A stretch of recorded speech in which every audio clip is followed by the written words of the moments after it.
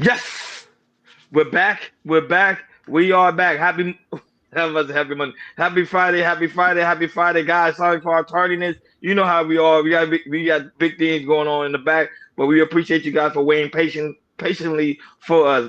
Like always, thank you for tuning in to KI Culture Radio. You know it's Freestyle Friday. Hakeem, unfortunately, Jordan's not here with us once again. But Hakeem, what's cracking like and what's cracking like and what's cracking like on this Freestyle Friday? And remember, it's in Jordan. I'm gonna say this: feeling good, feeling great. Yes, that's also due. And not only that, but Jordan want to to let the pretty much to let the KI Culture Radio family know that he is doing well.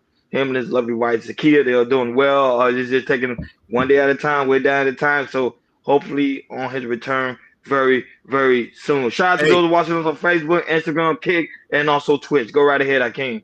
a former friend of mine, bought them a card that I'm gonna send them. Oh, that's what's up, man. That's what's Yeah, up. So Jordan know that he's being loved, not he's only been being a loved, but he also is being missed. Shout out to Mimi. Not only that, Busy Yao, and also the lovely Natasha Vincent that's in the chat, man. Mimi always the first one in the building, but it seems like Busy Yao was the first one in the building, today on this Friday evening. Busy Yao said, "Yo," and then right after that, Mimi came through and she said, hey y'all, hey Hakeem, Jordan, we miss you." Ronnie, happy Friday, KI Culture Radio chat. And then and then Natasha Vincent was worried. She's like, "Where is the KI Culture Radio gentleman? Being late." So I make sure to write her in the chat. Say, "Hey, we was just being late. We was just being late, but we on time, man." But shout out to you. But shout out to you guys, man. KI Culture Radio, y'all show us a lot of love. Not only that, but shout out to also Patrick that's watching us on Instagram. And not only that, thank you guys so much for tuning in on Rumble and also X. Make sure you follow. Follows are very important for you guys to follow. So we already know it is Freestyle Friday. So for people to understand, Freestyle Friday means that pretty much we don't got anything in order. It's pretty much we're gonna talk about whatever we're gonna talk about. I rapid know fire. time is against us because we did start it late today, but we gotta get to it. We gotta get to it. We gotta get to it. So Shout Hakeem, outs. Hey, first off, shout outs to Mimi for always supporting us heavy, daily. The Shiesties Avenger do know how to pick them. they do. Shout out to the Section Avenger. They normally go live right after this 7:30 Central Time, 8:30 Eastern Time. So I would say time is against us. So, but we're gonna go through these topics very, very quickly. There's a lot of things that's going on right now all over in the sports world, major news, and also viral moment. But we'll go right to it. So Candace Owens, pretty much, pretty much saying that artists. This is crazy. She say pretty much saying that artists like Sexy Red are purposely pushing to influence black women today. Do you agree with her or do you disagree with her? Go I ahead, I, Hakeem, play I, that. agree, Go ahead. I agree with her 100%. We about to speak on it now. Okay, go. We're going about to speak on it. Play that clip.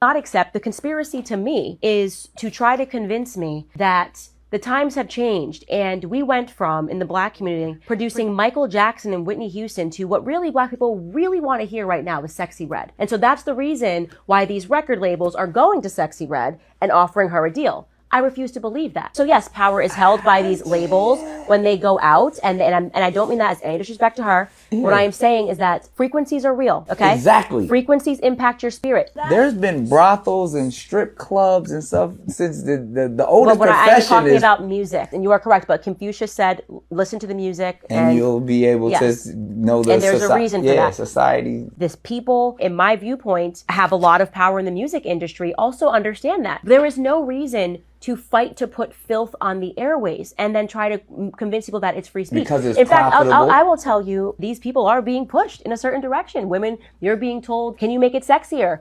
I will not accept. The conspiracy to me is to try to convince me that the times have changed and we went from, in the black community, producing Michael Jackson and Whitney Houston to what really black people really want to hear right now. So Hakeem, do you agree? Busy Al say he don't even like Sexy Red music. Never heard of. I agree with her 100%. So look at this.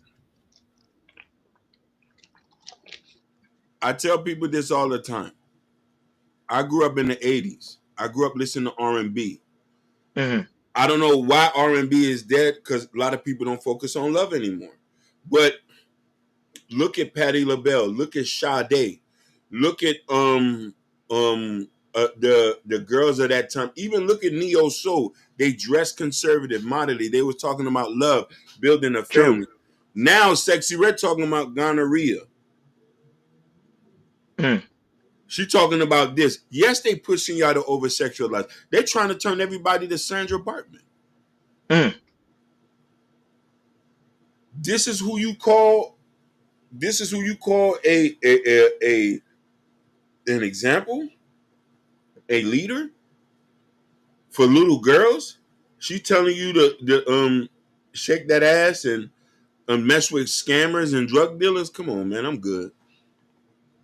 No, but on that note, you do make a good point because I remember having a conversation with a friend of mine about the simple fact how back in the day, music you should teach men about game on how to talk to women and how to be very influenced, romantic, and being that lovey-dovey type. Now, I mean, today is telling men to be more aggressive with women, treating women like crap, and they don't even know how to. They're not even teaching men how to do romance anymore. There is some guys that still doing it, like Chris Brown, Ron Wave, and some others, but the number is very small compared to how it was back in the days. But now in today's generation, you have Sexy Red, who's very highly been promoted of that ratchet culture. But ratchet culture been around for a very long time, but it's just like it's been very pushed on a higher scale because it's very marketable. That's what it is. It's all about market. It's very marketable, and they're trying to say, okay, what's gonna sell more to the audience? And Sexy Red got that image that's selling to the audience right now at this current moment. That rebellious state twerking all over the place. So women all gravitate to it, and that's the image they want to promote, especially when it comes to the aspect of Black women. It's so sad that you say that though, because you're It is. 100% right. And this is why I say it's changed even from the 2000s. Because I remember listening to Jill Scott, India Re, Hmm. Love Music Soul Child, Vivian Green, Melanie Fiona. These women looked at like real women. They talked about being wives. They sung about loving. They sung about taking care of their man. They was dressed modestly. You know what I mean? India Re had the wrap over her head and had the baby wrapped around her back. I never even imagined thinking about looking at India Re with her titties out. I like, damn, this is what a wife look like? Lord, send me one of them. With the dreads. Dark skin. Chocolate. That with the dreads. Yeah, with the dreads. Send me one of them with the dreads. Chocolate. But now you got tattoos on your chest, ass just shaking. You don't leave no room for us to even desire. That's crazy, my friend. That is crazy. That it. But you ain't lying though. But you speaking the truth, bro. That is crazy, man. Go Look right at this. ahead. Today's women, we can't even take home to our mama. And if you tell a woman that, she say, forget your mama. She'll say, forget your mama. I say, a lot of us who come from good homes, our mother set a benchmark. So if you come in here with your assets, Shonen, how are you even a woman? When my mother go to church in her Sunday's finest. When my sister go to church in her Sunday's finest. That's not the image they want to portray right now on social media. They want that ratchet. That ratchet. Ass shaking fast, you know I'm bad. And you ain't lying, but that's the one they promoting right now, man. Shout out to those that's watching us right now on X. We got like 34 people watching us right now on X, man. We really do greatly appreciate you guys for tuning in. Thank you guys for tuning in. Thank you guys for tuning in. Shout out to those watching us on Rumble and also Instagram and Facebook. You know we love you. We love you guys for always tuning in every time we go live, man. Last show we did, man, the numbers was up. The numbers was up. We love you. Appreciate it. Twitter, do us a favor. Please subscribe to those Twitters account, Ronnie Ron and Chaos Culture Radio. Please subscribe to us. We bring in good content. We love y'all. We're not playing games here. Yes, sir. Yes, sir. Yes, sir. So on other news, hip hop. Jordan's not here for hip hop, so I gotta, it ain't the same without Jordan, man. It ain't the same. But Tank say R&B isn't dead, Hakeem. Remember, we was just talking about that right now. R&B isn't dead. That's what Tank said. So go ahead, Hakeem, play that soundbite. Shout out to Mr. Muhammad, that's also in the building. Blessings be upon you. My good sir. Okay, hold on. Oh yeah, you gave me two. Hold on one. No, is the one where you see where it say Tank say hip hop isn't dead. It's a small clip by Master P. All You right. should. Oh wait, it With has a a woman girl. on the Oh couch. yeah, okay, yeah. Yeah, woman on the couch. Yes, that's right. In the times of Vincent, no matter where they at, make sure they hit the like button. Shout outs to my half brother Muhammad. Peace be upon you. Feel now about the conversation around like your Adeles and your like Sam Smith when he came out and them being the face of R&B and not necessarily us anymore? Well, the only thing R&B is lost is its positioning in terms of the mainstream, in terms of what's promoted. But that's not because of the music itself. It's because the message is no longer mainstream. Love That's is no facts. longer mainstream. Yep. So Yeah. We were before, just saying that. we were all about love. We were Right. all about togetherness. We were all about family. And then the crack came in. Yeah. Then the pimping got heavy. And then the gang culture got heavy. Yeah. And so now what became mainstream for us, our everyday conversation, was stealing, killing, and destroying. Yep. Right. So if you listen to the music that's mainstream now, it reflects the topic Yeah. of our conversation. Right. Right. So that's what changed. It's not that the Can't music even is not game gone. that. He's Yeah. right. Music is He's there. dropping it. It's not that the artists are dropping it. gone. The Yeah. artists are there. Yeah. But in terms of what we are gravitating to, Hear the that. monster feeds the demand. Yep. Yeah. Yep. The monster doesn't dictate the demand. The people dictate the demand. What do you feel now about the conversation around like your Oh, Adeles? drop, boy, he did. He dropped gems upon gems. Go He ahead, dropping. Hakeem, your commentary. Listen, we talked about this all day. I'm a big R&B fan. Big R&B fan. D'Angelo, classic album, Brown Sugar. Yes, facts. Raphael Sadiq. I can Say it. keep going. He said, right, we don't focus on love no more. We focus on, who is that speaking? That was That's Tank. Tank. That That's was Tank. He was in Muhammad, he was in a group with Tyrese, and who else was he? What was it? Genuine? Yeah, Genuine. It was He him, was in Genuine, and Tyrese. they was in like a super group. But here's the thing: the artists are here. R&B artists can't even blow up because we want to listen. Ray Mack got hit with it in his melon. Ray Mack got hit in his head in his two in his melon. I do the shot like Beckham. I had to go Google who was Ray Mack. When I found out, it was a 15-year-old Dominican boy who was sitting in the Uber, and that song is blowing him. We feed destruction. We want to blame the label.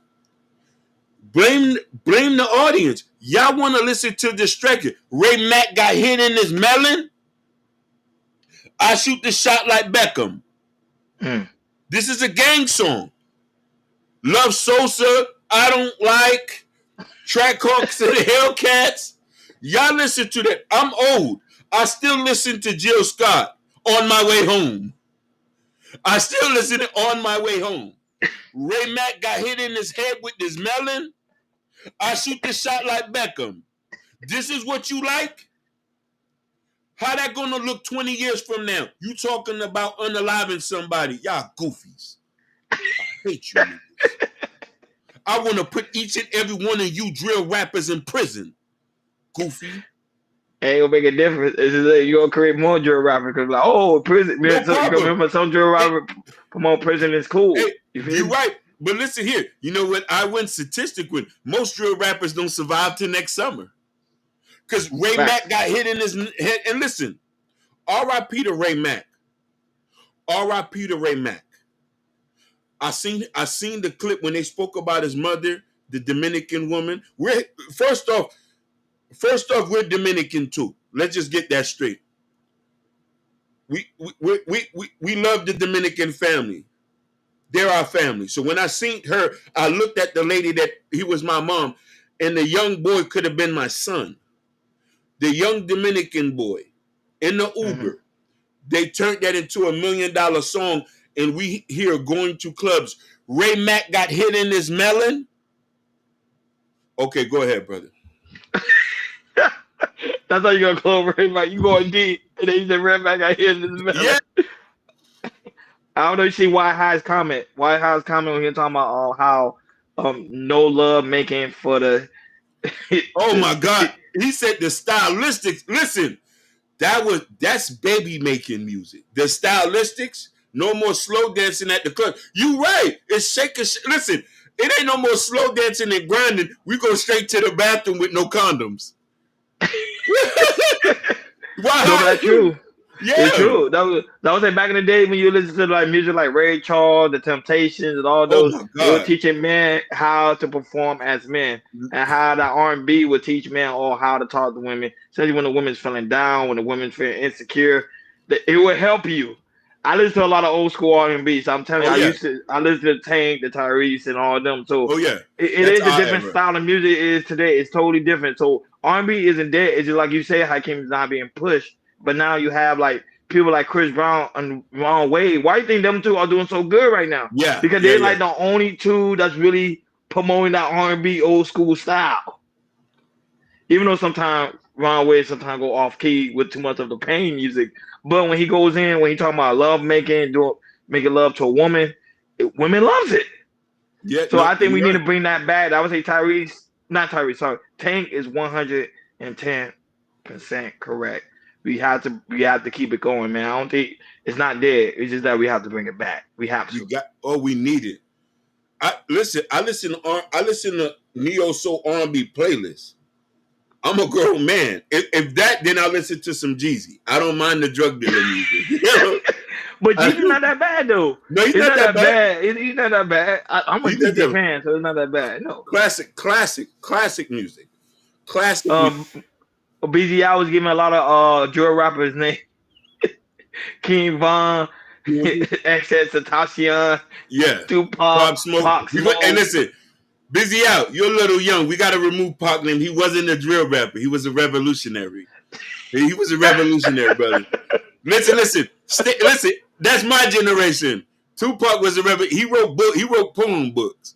Okay, what about NWA? Was they drill rappers? No, NWA. there wasn't drill rappers. They started gangster music. Listen, if you listen to the early music of NWA, and listen here, that's Muhammad's era. He can really talk about that. That music was somewhat speaking about the experience young black men was going through in LA, Los Angeles. Different time, different place, above my pay grade. Gang culture, I'm not going to speak on it. LA can speak on it. Shout outs to the LA gangs. I don't support y'all. I do not support y'all. I'd rather give everybody a gang enhancement. But shout outs to y'all. Listen, I got a Malcolm X shirt. I'm a revolutionary. I'm not no gangster. Facts. I'm not no gangster. I'm about saving the babies. I'm about saving the babies. If you throw in this and that, we're not the same. I love that shirt though. That's a fly shirt. I ain't gonna lie. Yeah. You see, I got the Malcolm X shirt. I'm not here to play with none of you gang members. I'm not here to play, and I'm not scared. I'll go to court and testify. I rock with that microwave. The microwave. Malcolm X said, shout out to those watching us right now on X. We got 60 people watching us on X. Guys, make sure you follow on X. Make sure you follow. Don't forget to follow. Y'all watching us, but don't forget to follow. We really do greatly appreciate it. As I got the Malcolm X shirt. People watching us on X. And listen, they watching us on X. I'm wearing the X shirt. It's X Day. Shout out to those that watching us on Instagram, Facebook, Kick, and also Twitch. Make sure you follow. So very important. Rumble, we can't forget you guys on Rumble. Thank you guys so much for tuning in. And also, we love YouTube. YouTube, where we started from. So YouTube, we thank you guys so much for the love. Oh, speaking on Ron Wave, Hakeem. Well, the clip we're about to play right now, Ron Wave is getting tired of his homeboys keep sending him pics when it comes to sports gambling. He's tired of it. He is tired. He's frustrated because right now sports gambling is on an all-time high. Everybody pretty much got the sports gambling app. People are going crazy with it. And Ron Wave, he's sick of it. Go right ahead, play that clip.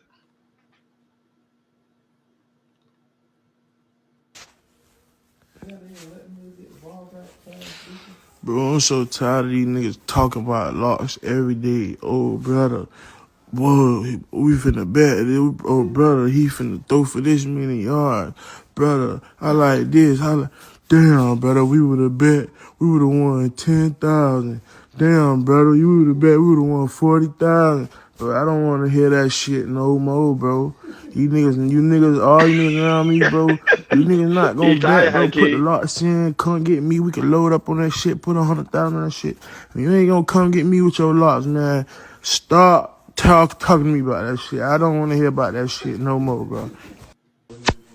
There you have it, Hakeem. He's tired. He's frustrated. Hakeem, your commentary Bro, on I'm right so now, the tired. sports betting being on an all time high. Not only that, but Juan Wade frustration with his homeboy keeps sending him locks There's a with his quote I picks. remember: "A What? fool and his money shall soon part." And it Mm, seemed like our brothers and sisters in our community want to get rich fast, when yes. instead of trying to get rich slow. Everybody who's watching me, X, Rumble, all that, please stay away from gambling. Nobody never got rich. The quicker you spend, the quicker you lose. That's not investment advice. That's life advice. You're better off taking each and every dollar and putting in an S&P 500, and you'll be a millionaire 10 years from now. Yes. The rates, and statistically, the S&P has beaten any investor you might think you want to call a put, a shot, a clear. Is this not rocket scientists? You feel I'm trying to say? Compound interest, drip, and that's it. And this is not investment advice. Speaking on that, Hakeem, you do make a good point. Gambling. If you ask every even if you ask the person that right now that's a professional gambler, they'll tell you most people that who do sports gambling, the odds of them winning is very very low of them winning. Yeah. Now the odds of them losing is very very high. So that's trying to show you that you're not gonna make big money on gambling. But the way you're saying, Hakeem, the way you're saying how you invest your money in the S&P 500, you invest your money on property, you invest your money on land.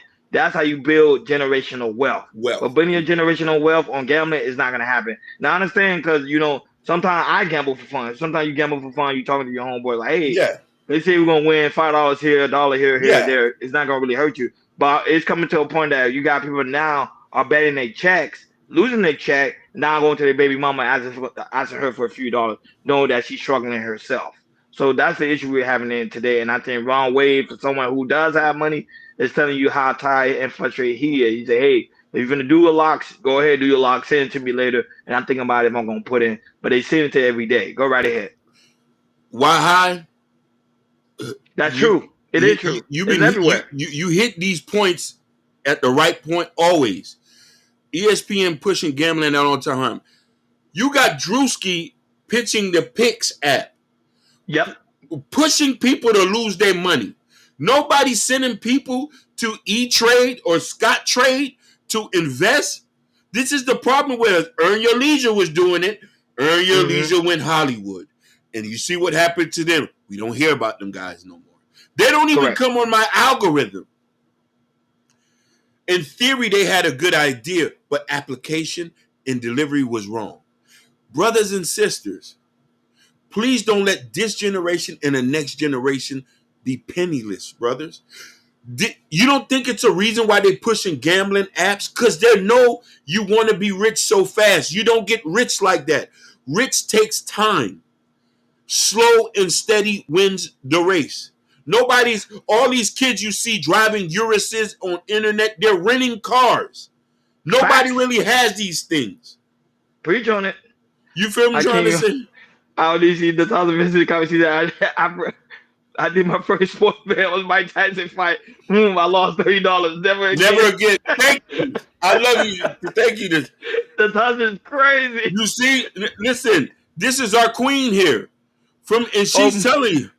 Hey, Mimi, it's true. People will lose their money on sports bet and go to their baby mama and ask for money. I'm telling you. Oh my God. Firsthand. I know somebody personally that does it. Hakeem's on fire. Yeah, Hakeem's on fire. He fired today. He's fed up.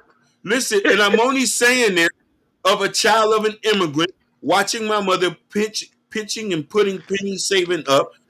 Her Mm-hmm. savings bought her a house. Her savings put people through school.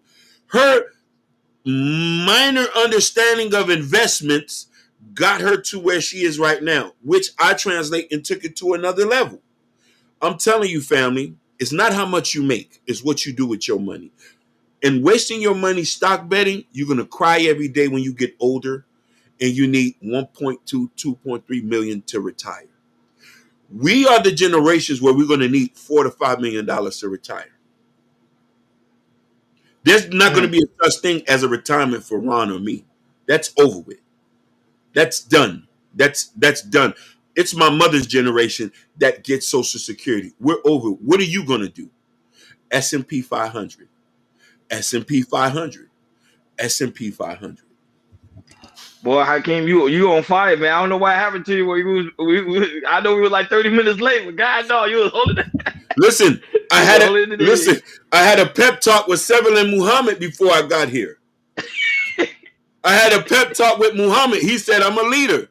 I got to come here speaking facts and not speaking out my butt. I love y'all. No, but true that. Why, how, McAfee and Shannon Sharp, those, remember the gambling world is $1 trillion company. They're gonna make sure they promote gambling heavy, and that's why the kids today are hooked. Hey, and now that the gambling, the all-time high for gambling addiction is ridiculous. Go ahead. Can I make you laugh? All these gambling apps are traded on the stock market. Oh yeah, I know that. Yeah, all FanDuel, DraftKings, Caesar. Yeah, they all in the stock market. Yep. Picks, all these, just as well as prisons. They're all traded on the stock market. We are property. We are all commodities for people to buy, sell, and trade, people. But remember, I told her the PhD, but she just, remember, I told her that. I said, we are the property of the United States. She's like, no, we are that way. We are. Listen, the healthcare bet on who's going to get sick next year. It's an actual calculation algorithm they got on how they do it, and they have to make sure that they bring money to their stockholders. Correct. So all these things are algorithms. You think it's a coincidence that they're pushing gambling? I still ain't want to gamble. Yeah, it's in the algorithm now. It's in the algorithm. Yeah. They push Shout out to On Your Spotlight. Shout out to you. Shout out to On Your Spotlight, Chicago's finest. And speaking about money, Hakeem, Bitcoin broke the all-time records as 100K. You know we love to talk about money over here. So let's play that clip at what's his name? Kevin O'Leary talks about pretty much Bitcoin pretty much hit that 100K. Trump has tapped crypto advocate Paul Atkins to head up the Securities Exchange Commission. Mr. Wonderful, otherwise known as Kevin O'Leary, joins me now. Kevin, looks to me like this is the Trump Bitcoin rally. Are you buying more or are you selling some? I'm in a dilemma, Stuart. This move is not financial almost advice. Unprecedented in how fast it's occurred, but it's not just Bitcoin. You've got some of the blockchain technologies that were just left aside for so long that have exploded to the upside. HBAR it went up 40, 50, 60% this week in anticipation of policy coming out of both the SEC and the CFTC. Institutions are talking about these technologies now in a way that they didn't because they never thought they'd come to fruition. And so the whole crypto community is trying to figure out what's next. We think Bitcoin is the granddaddy of allocation to sovereign wealth. And, we're anticipating the SEC to put some rules out on this right after Trump takes over. So you've got a tremendous amount of demand here. Now, the challenge is most institutions have some regulatory boundaries. For example, no more than 5% in any one position or 21 or 20% in any one sector.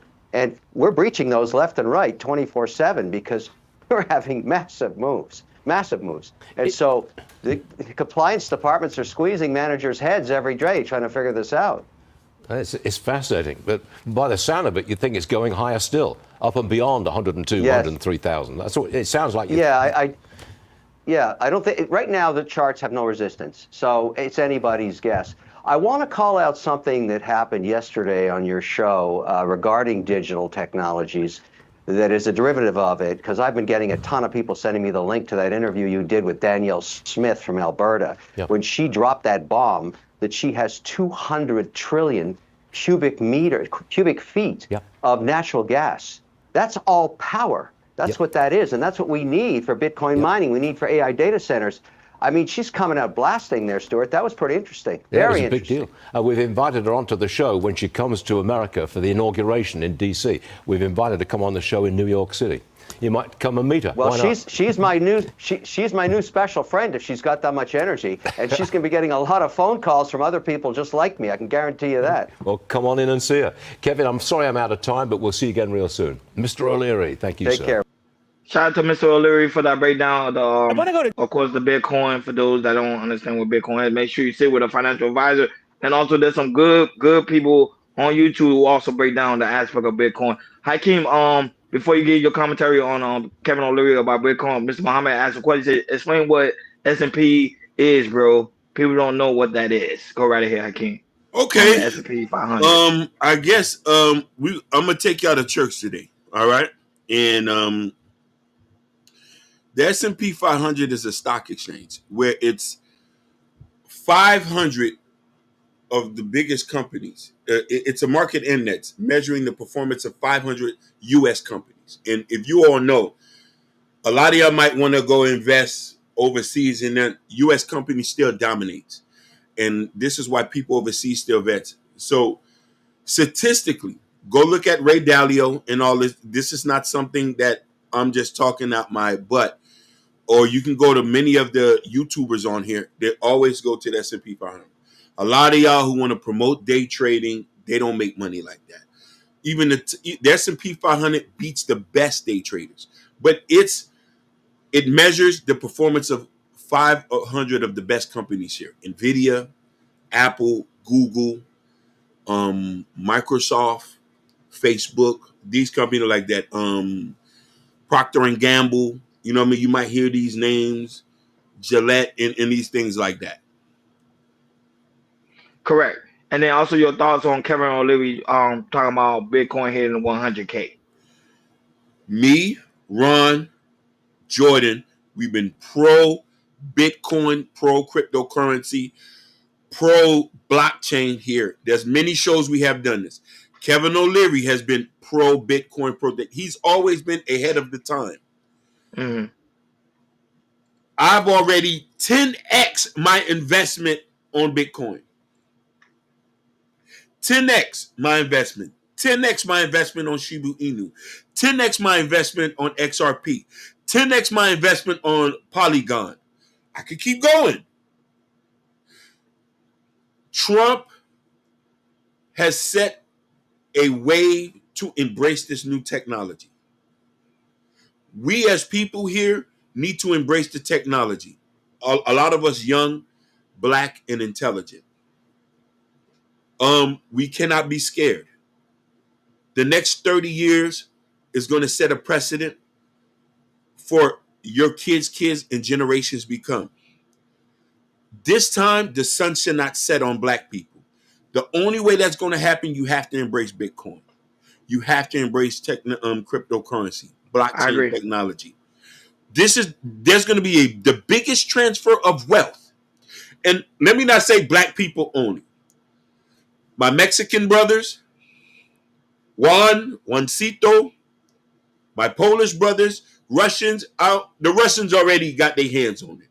But Americans, my Louisiana Arcadians, the Mississippians, Bitcoin is going to now allow people to have access to money now. Cryptocurrency is already shaping the African continent who's embracing it. Look at El Salvador, where Bukele's, their currency is Bitcoin. Their trade spend money on Bitcoin.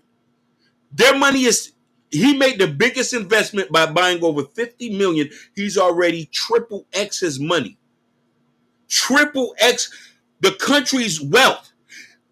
Bukele's in El Salvador took the money and bought Bitcoin and tripled. He is too smart for his own good. So I'm telling you, people, as my people, And I'm talking about good, great Americans.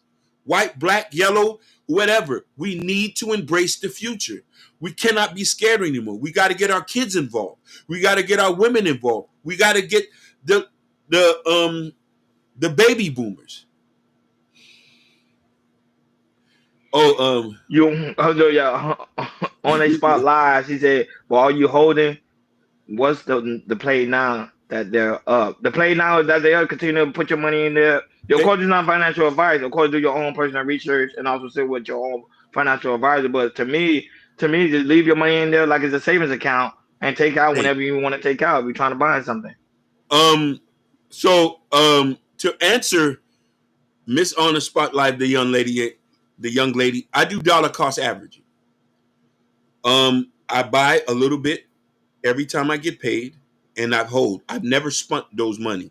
It's just there. Don't think you're spending. You keep it as a savings account. I just keep it as a savings account. Mm-hmm. I'm not saving. I'm buying it for the next generation. That's what it's all about. We got to think 200 to 300 years later. I want ships with my name on it in space. I want my descendants to be conquerors of planets. The only way I can do that is to invest. I want land with my name on it, towns. White folks do it every day. White folks plan for 2-3 generations. We plan for next Saturday. And I would say with someone that really is good with cryptocurrency. I'm not really someone that's really good, and I'm still doing my research. But you see when you start seeing like big name investors start investing in Bitcoin, that when you need to really start doing your research and say, okay, why are they investing in Bitcoin? Because one person, right now you got Donald J. Trump who putting right now $5 million into Bitcoin. Why?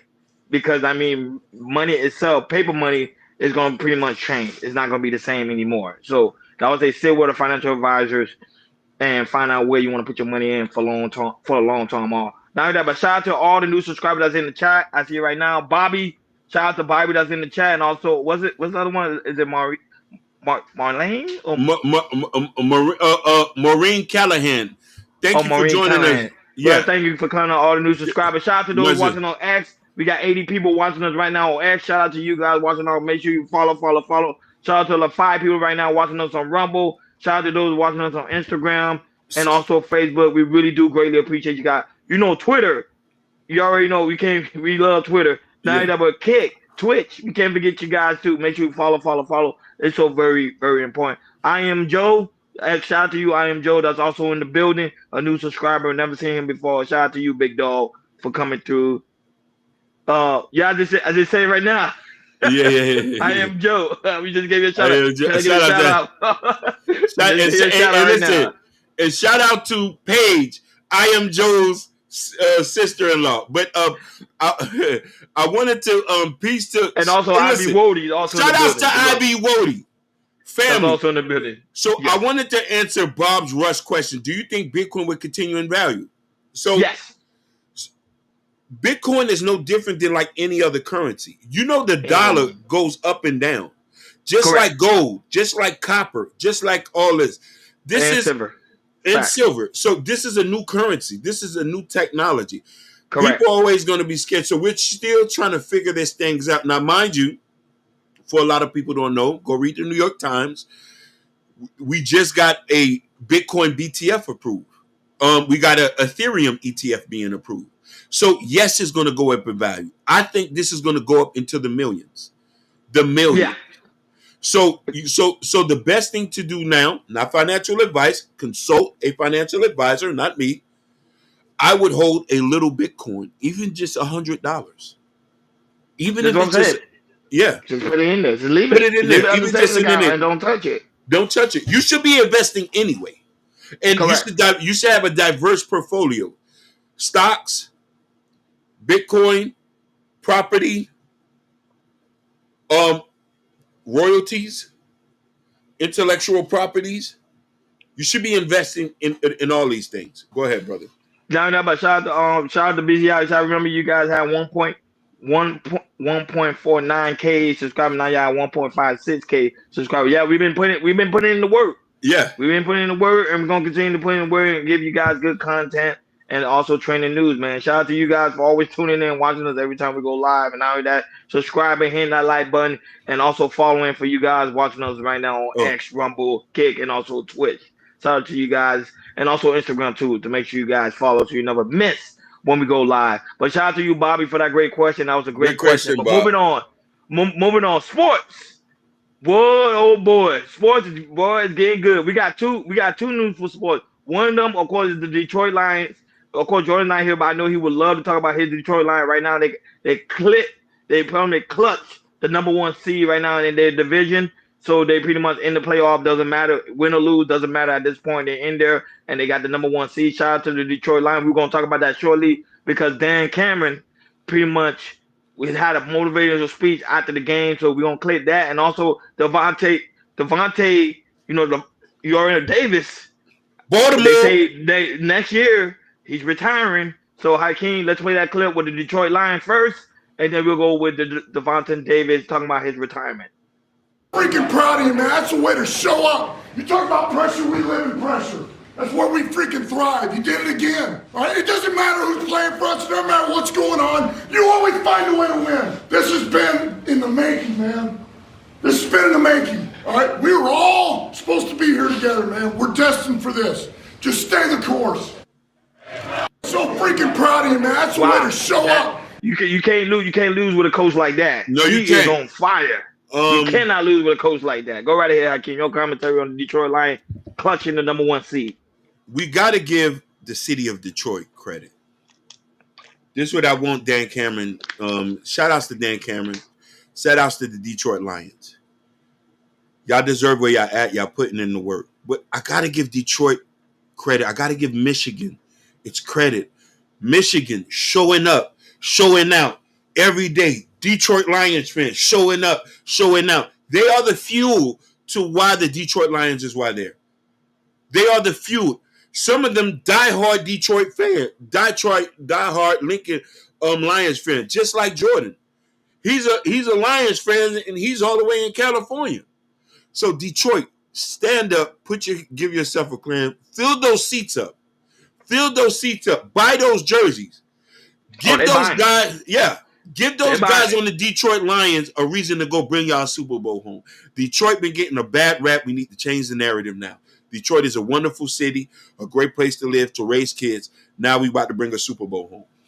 I ain't gonna lie, I gotta give Detroit their respect, man. Detroit haven't been stopped when they've been on fire, and I see why they on fire. It's because of that coach, Dan Cameron. He comes in, he motivates the team, win or lose, he's gonna motivate the team, and he gives the team that encouragement, that fire to keep on pushing and keep pushing through. That's the type of coach and leadership every team should have, especially the Cowboys, the 49ers. Everybody should look up to Dan because I think he's gonna win Coach of the Year. Yeah, he's gonna win Coach of the Year because the way he motivated that team, a team that came in shaky, and I don't know, 2 years ago nobody thought they were gonna be where they at today. So shout out to the Detroit Lions. I know Jordan right now, he's celebrating right now with his team, and they deserve it. All the wins they got, they deserve it. My 49ers ain't really doing too hot because of injuries, but Detroit, they prize of winning that championship for Detroit, for the city of Detroit. Let's see how that happens.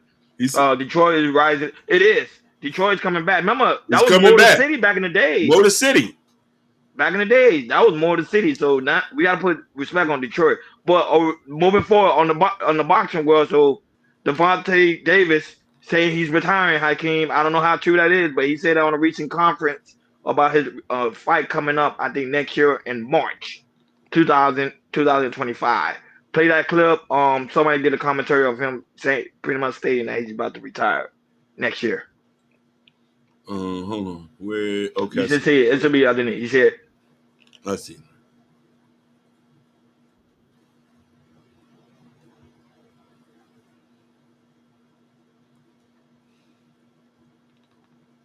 Tank Davis revealed that he will be retiring from the sport of boxing by the end of 2025. So during the press conference for his upcoming fight against Lamont Roach, Gervonta Davis revealed that he will hang up his gloves by the end of next year, and that his upcoming fight against Lamont Roach will be the first of his last 3 fights, and then after that, it's game over. Tank Davis explained that he really just wants to live a quiet and normal life. According to the Baltimore native, he will most likely focus on building his real estate portfolio and try to separate himself from the spotlight. This is what he said, and I quote, "I'll probably be building my real estate portfolio, just separating myself from the limelight. I just want to be able to make money and stay out of the way. That's it. I want to be living my life without being seen." Reactions to these revelations were somewhat mixed. While some people approached these comments from Tank in a somewhat humanistic and thoughtful way, others were not as sold and said that this is nothing more but a page from the Floyd Mayweather playbook. Gervonta Tank Davis revealed. How came your commentary on that? Do you think he's doing this out of one of the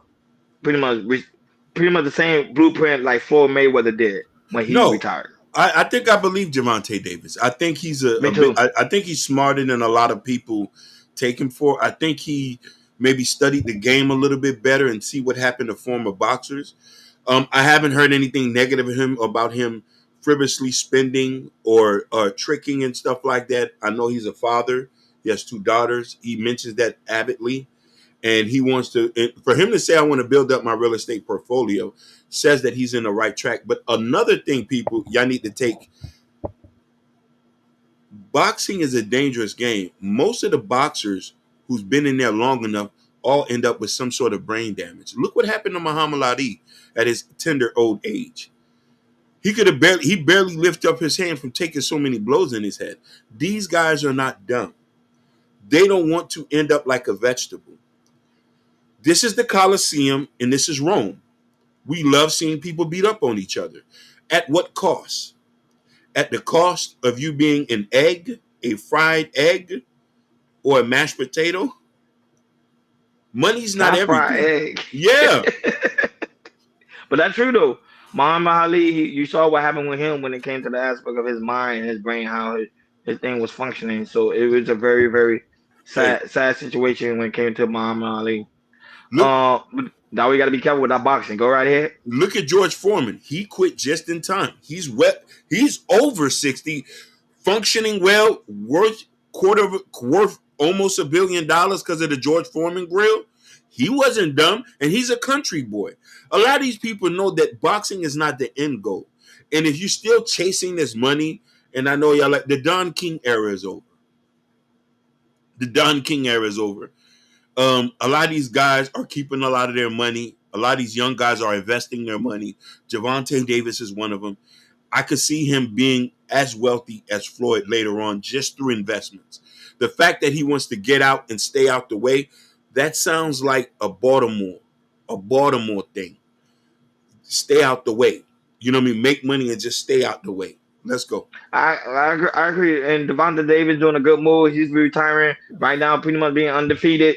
He goes in the ring. They say he's like a smaller version of Mike Tyson in his prime. So I think he's at the right place. He's hot. He's popping. Good way to retire, and now time to build your wealth for your legacy and also for your children. I think he's doing a good play call. Even if it's one of Mayweather playbook and he's following that route, yes or nay, I think he's going in the right direction, man. Shout out to King Rooster. That's King also in Rooster the in the building. building. Shout out to you, Big Dog, for also being in the building. We're trying to move it quickly before we go to the main topic of the show. Randy Moss. Randy Moss, people already know right now he normally do his thing when it comes to football afternoon. I think he normally be on ESPN. He talk about football, stuff like that. He's stepping down because of his mental health situation. How can you play that clip of Randy Moss stepping down Definitely. of ESPN for a short period of time to get his mental health situated?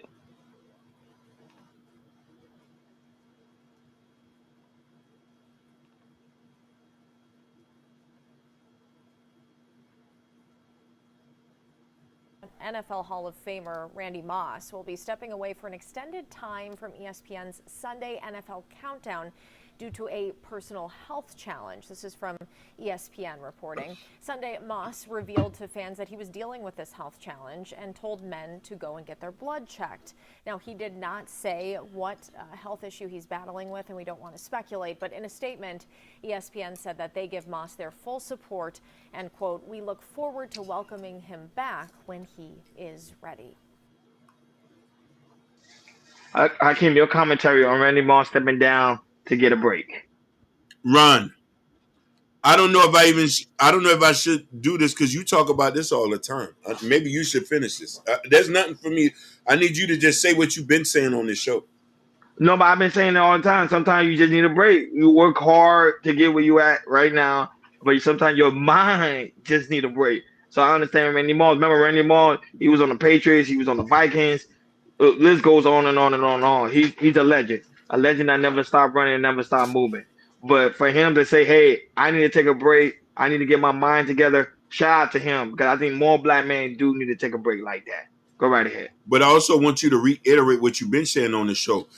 Randy Moss went to go get his blood work. He was telling black men to go get checked up. You Yeah, go get always say checked. that. I already do. Like black men, we don't go to the doctors enough, and I think we need to make a strong advocate of telling black men you need to go get checked. Go get your mental health check and also get your life check as well. Because yeah, pretty much Bob, that's facts. To avoid a burnout. He's being burned out because remember ESPN is a very high, especially when it comes to football, high intense job. So I think he coming in there knowing that how high intense job it is. He said, "Hey, I just need a break, and I'll come back when my mind is put together." But shout out to him taking the step and say, "Hey, I need to take a break. I need to work on my mental health, and not only that, but going to the doctors as well." Go right ahead, Hakeem. Any final thoughts before we move forward? He said, Bob Rush said, avoid burnout. It's a big thing. We have to take time for ourselves and have to make sure we take time for our family. This is kind of the reason why he retired. He said, I need to go for my babies. I remember the Hall of Fame speech. You know what I mean? And I think people, Ron, my brother Ron said this to me, and he always tell me this because I overwork myself, and a lot of y'all do. He always say, hey, you need to enjoy your life. You need to take time, enjoy your life, enjoy your loved ones. Take time for the people you love. It's not all about money. And he's walking away from $1 million, $2 million job, and it doesn't matter. He said, I probably haven't been in the DRs in 10 years. I need to go. Most definitely. Yeah, take an opportunity to go. And remember, Go. sometimes your job give you enough benefits so you can go to the doctor. You don't really have to come out of pocket. He said, this is a mental health concern, not a mental. It probably is. Who knows? yeah. Whatever he did, he still did the right call and say, He "Hey, did the right I need to call. step away and to deal with that." Yeah. Because remember, football, all those years, running down, up and down the field, taking all those hits, especially at the time when NFL was very, very physical than what it is today. Go ahead, do what you got to do, Randy Moss. Shout out to him. Kudos to him as well. Oh man, Hakeem, I didn't want to talk about this, but we have to talk about this because it talk about the stupidity of the hip hop culture, especially these young guys. So you have what's his name? Oh, give me 1 second. Give me 1 second. Give me 1 second, folks. This the guy named um uh, Jackie Boy. There you go. Jackie Boy literally came to Broward County, his own time, Broward County, because he wanted some Haitian food, Hakeem. But then while he over there in Broward County, he called out his ops to go meet him at the restaurant. Go ahead, Hakeem, play that clip. Show the audience. Shout out to Jackie Boy. He's not that one. Oh no. It's at the bottom. It's before the Randy Moss. That one.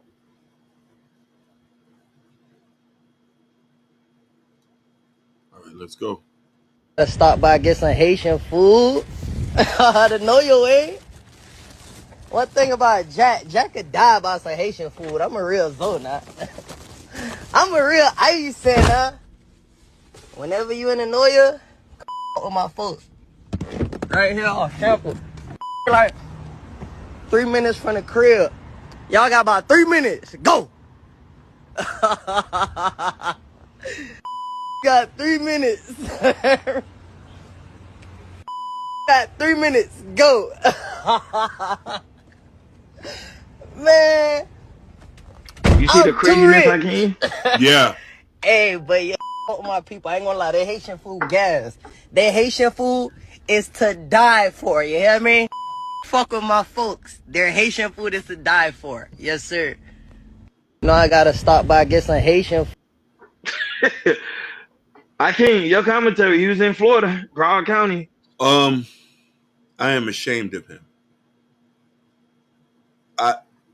I am so ashamed of him. I'm ashamed of the fact that he's Haitian. I'm ashamed of the fact that he's playing these semantics. I'm ashamed that he's putting that Haitian business in danger. For a lot who don't know, that's Jack Boy, who used to be signed to Kodak, who has problems with Kodak, who started hanging with Kodak's ops, the ops are implicated in one of Kodak's artists unaliving. For him to do that, taunting your ops, there's been several attempts on this young man's life that you're talking about, which a young lady in Jacksonville got unalive because of him. Yeah. The man is a walk-it bullet bag. Nobody should listen. I actually liked his music at one point. I actually had respect for him because he's actually a good investor. He bought restaurants. He invested his money in California. He's not a dumb guy. And I also give respect to him because he retired his mom. But this I can't respect, my papa. This I can't respect. We got to do better, please, brother. Jack, I'm not saying this because you a gangster. I'm not. I'm going to go to court. Like real talk, I'm testifying. I'm pointing fingers. I'm getting in the witness protection program. Like I'm here trying to save the babies. You are a role model, fam. Why are you doing this? You don't need to do this. You already set a precedent. You still rich, even being blackballed in Florida. I don't know how he does it. He still has income coming in. He's not a dumb guy. But this stuff perpetuating against it, this is not the stuff we need to promote the kids. This is why I can't wait till we get back to hip hop. I can't wait till R&B get back, because this y'all doing is only saying that kids, this is the only way to get on. Fam, you don't have to do all this to pump. We listen to your music regardless. I stream his music. I stream it. But I'm not going to stream it if you're doing this, fam.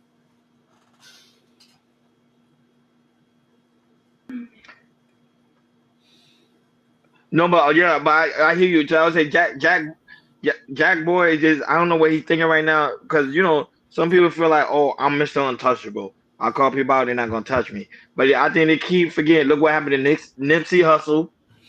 Look what happened to what's his name? What's the other guy that got gunned down over there because of his jewelry over there and on PNB Rock. PNB Rock. I'm Yeah. trying to tell you, all these guys thought they was untouchable, Mr. Untouchable, and they got touched.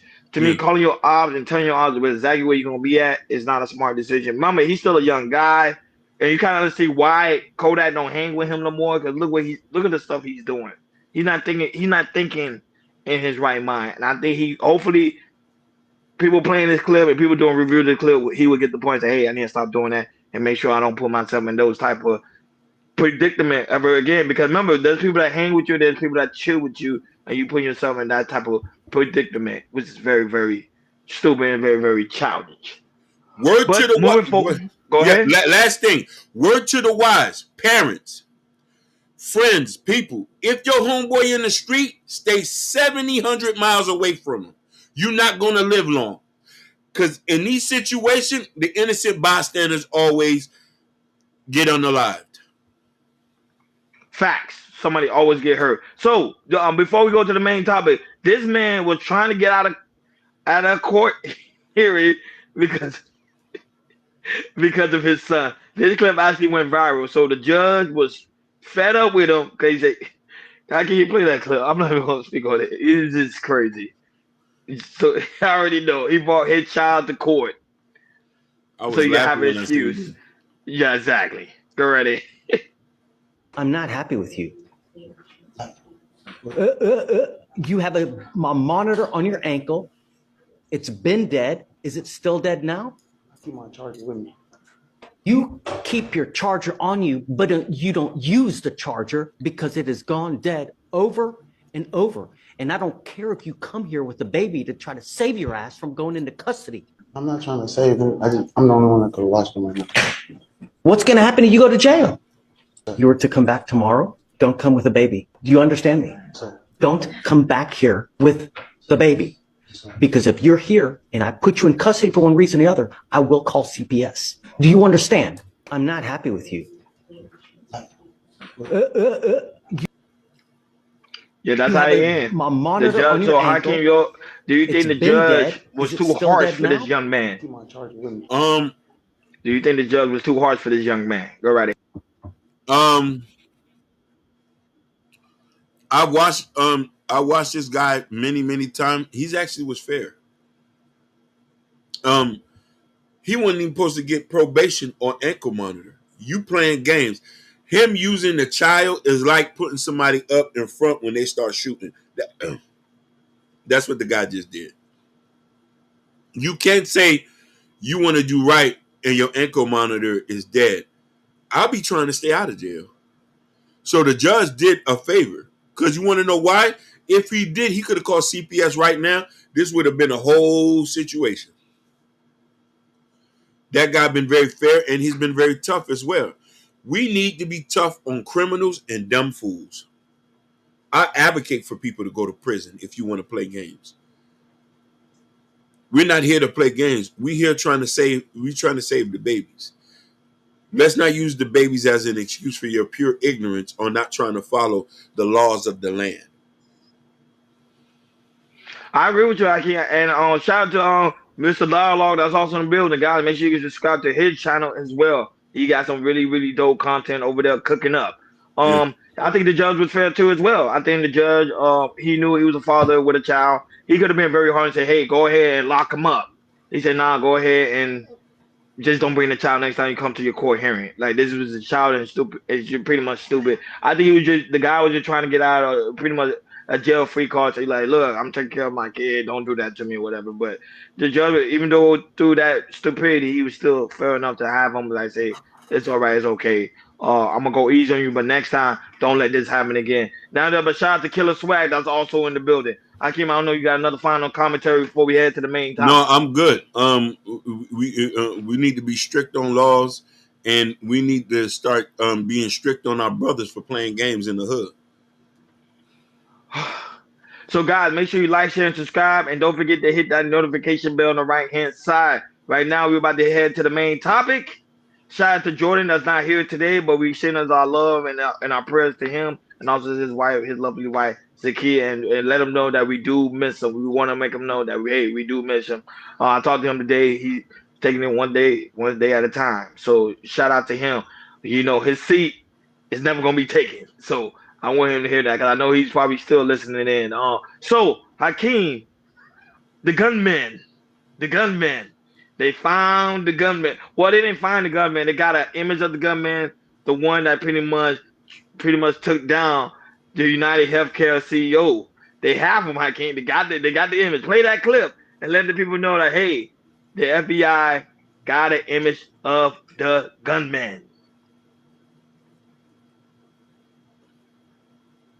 United Healthcare CEO Brian Thompson in New York City. Police say gunmen shot Thompson from behind as he came out of a Manhattan hotel this morning. The incident captured on surveillance video. Eyewitness News reporter Carlos Guanda joining us now with the latest developments. Well, police say this was definitely a targeted shooting, and they now believe the motive could be a grudge against the insurance company. Now, this all occurred in busy Midtown Manhattan on 6th Avenue. Surveillance video shows the moments the violence unfolded, and a warning, this video is disturbing. In the surveillance video, the victim walks by when the suspect comes from behind, points the gun, and shoots. The victim, Brian Thompson, was shot in his leg and his back. Police are reviewing these images as they search for the suspect. It appears the suspect was lying in wait for several minutes. And as the victim was walking to the conference hotel, the suspect approached from behind and fired several rounds. Officials say at one point the gun appeared to jam. When he cleared the jam, he resumed shooting. The suspect then ran into an alley, grabbed a bike, and was seen pedaling into Central Park. The NYPD is now releasing other surveillance images showing the suspect waiting in the area for the victim. The shooter appears to be a light-skinned male. He's wearing a light brown or cream-colored jacket, a black face mask, black and white sneakers, and a very distinctive gray backpack. Thompson was the CEO of United Healthcare, the largest health insurer in the world, and about to attend the company's annual investor conference. He was walking toward the New York Hilton Hotel and was alone, without protection. The victim's wife, Paulette Thompson, said he had been receiving threats but didn't comment about that in a statement to ABC News. She said in part, "We are shattered to hear about the senseless killing of our beloved Brian. Brian was an incredibly loving, generous, talented man who truly lived life to the fullest and touched so many lives. Most importantly, Brian was an incredibly loving father to our 2 sons and will be greatly missed." And police found 3 shell casings on the street along with 3 live rounds from a 9mm. They also found a cell phone, and now they're trying to retrieve any data. I'm Carlos Granda, ABC 7 Eyewitness News. Carlos, thank you. That was crazy, Hakeem. You literally said that on the last show, even though you was playing around, but you say that. But go right ahead, Hakeem. Your thoughts of them finding a suspect of the gunman. Yeah. So, isn't the picture from a Starbucks was ordering a non-dairy caramel macchiato? Yeah, I think he did. Yeah. I think he did what he did. Yeah. He did. He said, Bob Russ say, look, after the first shot, he tries to clear a malfunction several shots. It jammed. It jammed. Look, you can see it. First off, if y'all looked at the he was using a silencer. Yeah, he was. He had the silencer on there. So I was like, he had to been trained in some way, but I did do a little bit of research on this. This guy traveled all the way from Atlanta to New York to do this. Okay. So this is a personal vendetta. And a lot of people got to understand United Healthcare, he said that's how he was ejecting live rounds. Yep, it was a silencer. It was a silencer. He was tilting the gun to the left while trying to clear the jam. He was working against gravity. That's another one. So and this is what I wish the guy who did this could understand. Yes, he's the CEO, but whatever that personal vendetta probably didn't come from the top. Yes, United Healthcare is one of the biggest, and a lot of people do not like them. They do deny a lot of claims. I'm just allegedly speaking. I know a lot of people don't have a good rap about them or a lot of insurance companies. People are terminally ill. I don't know. This person could have had a family member. For you to go to this extreme, somebody had to have been unalived, or somebody must be on his way out. Man, good. I came you on your bag. I totally agree with everything you're saying. Don't disagree with me there. And I don't know if you saw, but there was a recent article that just dropped now because of the situation that occurred. They took all the board members out. Yeah. So people don't know who they are. That's why I keep telling you, I really personally believe it was an inside job. Someone didn't want him to be the CEO ever again. That's just my personal. Feds don't come after me. That's just my personal opinion. This is how things are looking. They taking all the board members out. Now other companies are looking too. They be like, hey, they probably don't because this incident. They don't want other companies don't want them to happen to their CEO, so they're removing their chairman now. Yeah. Charles Mader, shout out to you, man. Thank you for coming by and giving this great commentary. He says, anyone notice that the plot from the Saw movie is literally happening with less steps? Good point. I didn't even see it from that point of view. That is a good point, Charles. That's a good point. That is a good point, Hakeem. You called it the other day. Listen. Dialogue. I just told him that. Before you came, I literally told Hakeem that. I did. Listen, because I felt this. Listen, I went Aaron Brockovich. I said this had to be one thing that, and we've seen this movie plot before. Somebody terminally ill. They're mad at the insurance company. Somebody goes and put in work. You feel me? Trying to say because they got denied coverage. Because they got denied coverage. But now the guy who did that just threw his life away. The CEO don't make that call. Those are the adjusters. He said, "Hey, what's going on? What is this? Listen, we know insurance companies do not cover pre-existing conditions. Let's get that straight. Correct. They should. They should cover pre-existing condition. If you look like you're gonna cost them $200,000 to $300,000, they're dropping your insurance. I don't understand why they do that when in the beginning you paying thousands of dollars. That what get me mad about some of these insurance companies. It's the same thing when it comes to housing insurance. Yeah. Especially in Florida. That's what people are upset about Florida about.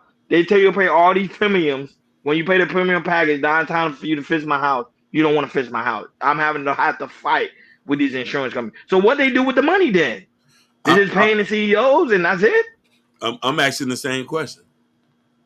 So, like Hakeem, if what you're saying, Hakeem, the way you broke it down on the last show, yo guys, go check it out. We actually clipped it up, so you guys can actually go check it out where Hakeem literally breaking it down. You can go see, like, hey, you know, Hakeem making a lot of good points when he came to that. Because that's why I thought Hakeem was joking, but when it looked like it's literally like what he said, it's crazy. Yeah. Hakeem, you saw the future, but dog. I did, but let's look at this. When I seen this, I said, hey, this is something that looks like this has to be and we got to be honest. When people are down to their extreme measures, they'll do some crazy things. I agree. Yes. You know, hey, listen. Hey, for a lot of us who still is a look, do you remember the movie John Q? Yeah, that what he said. Why I just say that? Denzel. Yeah. The movie, yeah. Exact movie. John Q's son, they couldn't afford the surgery. The kid was going to be unalived. John Q up the pole and said, hey, we doing this surgery. He went to prison for the rest of his life. And remember, not that, but you saw at the end of the movie, even though it wasn't a real clip, but they were saying you saw people was having a discussion about like, hey, these insurance companies allowing people to pay high premium, and then when they pay the high premium, when it's time to get the surgery done, they don't want to do it. They don't want to perform. That is true. They get denied. Narrative and dialogue say people ain't paying out health coverages. The South is bad for not helping the hardworking people. Already, bro. That's a whole nother conversation. That's a whole nother conversation. For a whole nother day. That's a whole nother. Listen, you hit it right on the head. Listen, I live in Florida.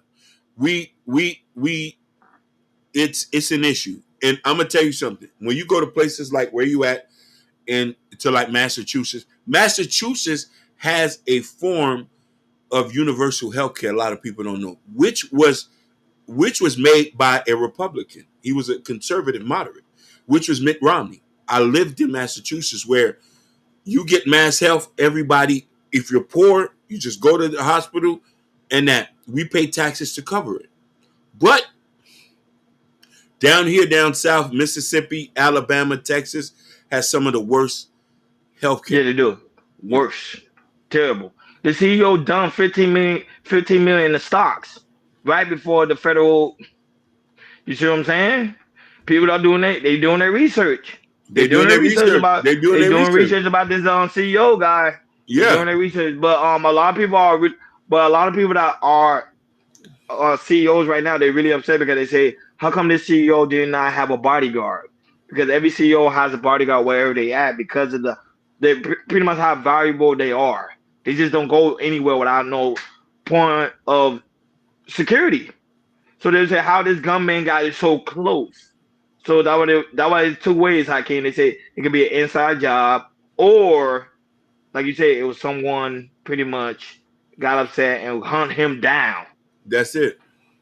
Follow him, say I'm taking him down, just like the John Q movie, and it's coming to broad daylight. Man, Hollywood and Hakeem, y'all like prophets. Real talk. It's not funny. It's a serious matter, but man, you was right on point, man. On point, boy. You saw it coming. You said it. You saw it coming. Yeah, Barbara said he thought he was good for that. You're right. He says, have anybody been to Ghana before? We haven't, but we would love to go. I would love to. That's one of my dreams to go to Ghana. Are you going to take us? Do we have to come to DC so you can give us the front door service? You know what I mean? Shout out to the mama, the loving the time event. She said, "Don't forget to support the Cal Culture Radio. Don't forget to support us by hitting. Don't forget to. You already know. Hit the like button to subscribe, to follow. You know, donations really cool because donation help us of course expand the platform. We really do greatly appreciate that, and also memberships. Thank you guys so much. I do gift membership. We really do greatly appreciate that. Go right ahead, Hakeem. But the biggest support y'all can do is sharing our channel to us, Chaos Culture Radio. Yes. That's the biggest support you can do. and your viewership is always important. Like I say, I Everything, always give you bro. guys a shout out because y'all viewership, y'all come each and every time we go live. We really do greatly appreciate it. And I shout out to the 80 people that's watching us right now on X. We appreciate you guys right now on X that's watching us right now, and also Instagram, Rumble, Twitch, and also Kick. Make sure you follow. I cannot stress that enough to make sure you follow so you never miss it when we go live. Not only that, but when we drop the clips. Because some people are not able to watch us go live, so that's why we chop the clips up so you guys can watch it for the people that can watch the whole live stream. So go right ahead, again.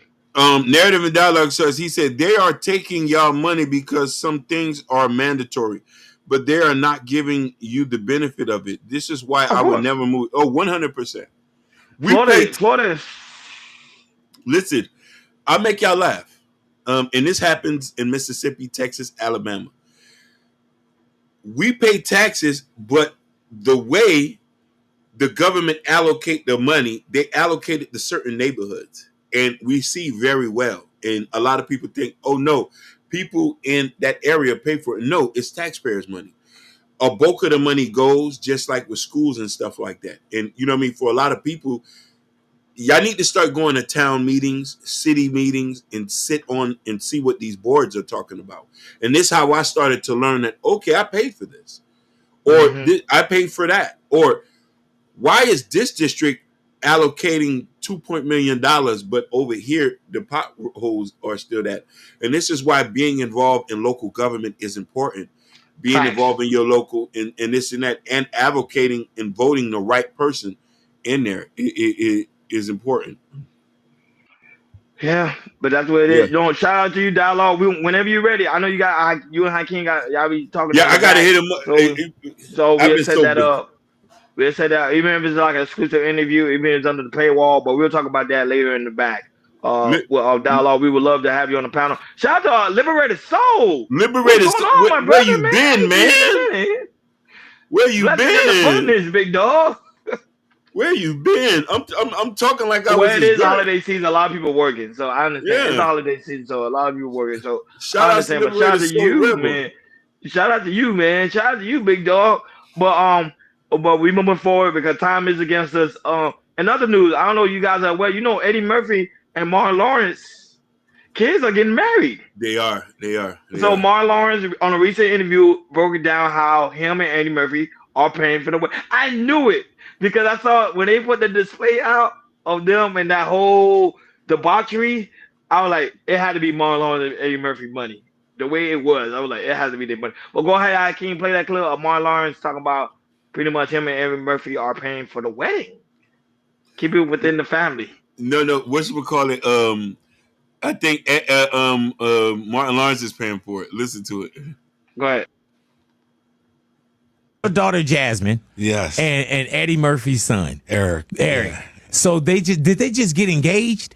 Yeah, they just got engaged. Do they have the date already? Let me know because my suit in the hand. Right. Let me know.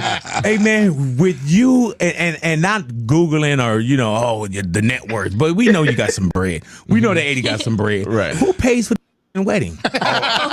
Well, Eddie said I got to pay for it. Who, you? Because he said I got to pay for it because he paid for his last daughter's wedding, like the last 6 weddings. So what they got to do with you? But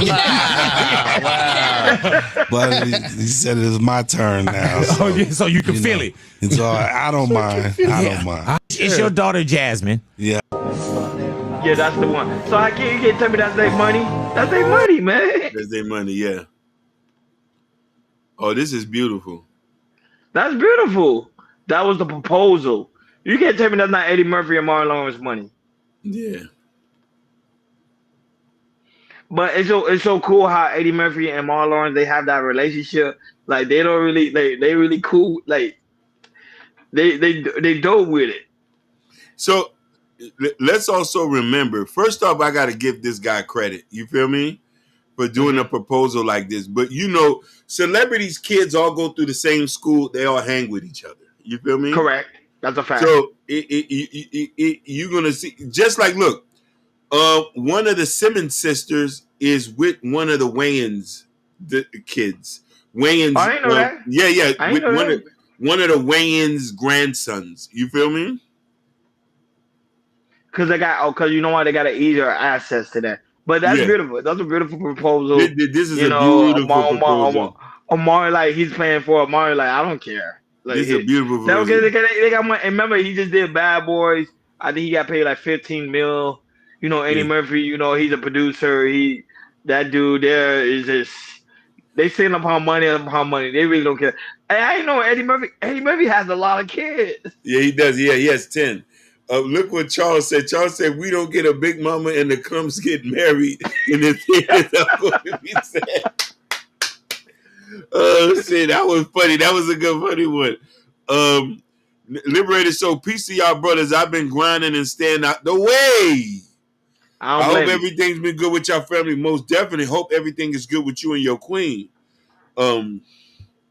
He says daughter's fathers pay for the wedding, which traditionally that makes sense. Yeah, traditional fact. Yes. He said they say you have to pay for your daughter's wedding. It makes sense. Normally. Normally. So if let's say if Hakeem married his girlfriend, the father has to pay. Yep. And Hakeem just gotta look pretty. Paul so did he.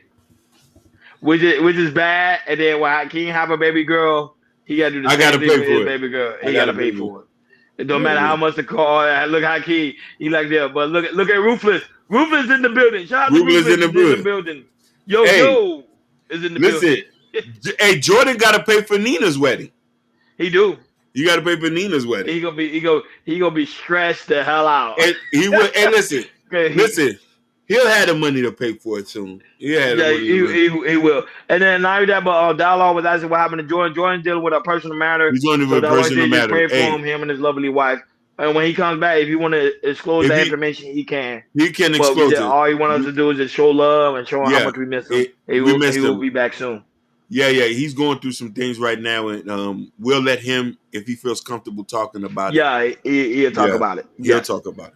So of course he loves you guys. And he also send out his love for you guys as well. Yeah. That's why we continue to give him shout out. And shout out to you guys that's also watching us on Rumble, X, Twitch, Kick, Instagram, Facebook. Thank you guys so much for tuning in each and every time we go live. So we're going back to Tank down. I know today's not a Tank day, but Tank been dropping gems at the gym. He talks about on the same podcast on how pretty much homophobia is pretty much being preached among black men. Let's play that clip. This is a good thing because there's something I want to talk about too. That was say let's go ahead. Let's hit it. No, Ruthless not home problems. No, it's not. No. About black men and the homosexual conversation that is it is a mess. The phobia as it relates to black men is the elephant in the room. And no one will actually articulate their devastation, right? Because you have to think, like, for a black man, the worst thing to be called is gay. Is gay. Yep. It's something about black men. You see it everywhere. Yeah, for sure. There's an attack on there's an agenda. Strong black men. But who's the attack coming from? Do you believe there's an attack? How? No, I'm asking. Do you believe again? That's my answer. Oh, how? How? Well, I think as people say it, through media, through fashion, through what's acceptable. Because who? Because like if you think about it, you see it everywhere. Yeah, for sure. There's an attack on there's an agenda. Strong black men. But who's the attack coming from? Do you believe there's an attack? Back in our generation, we're the exact same age.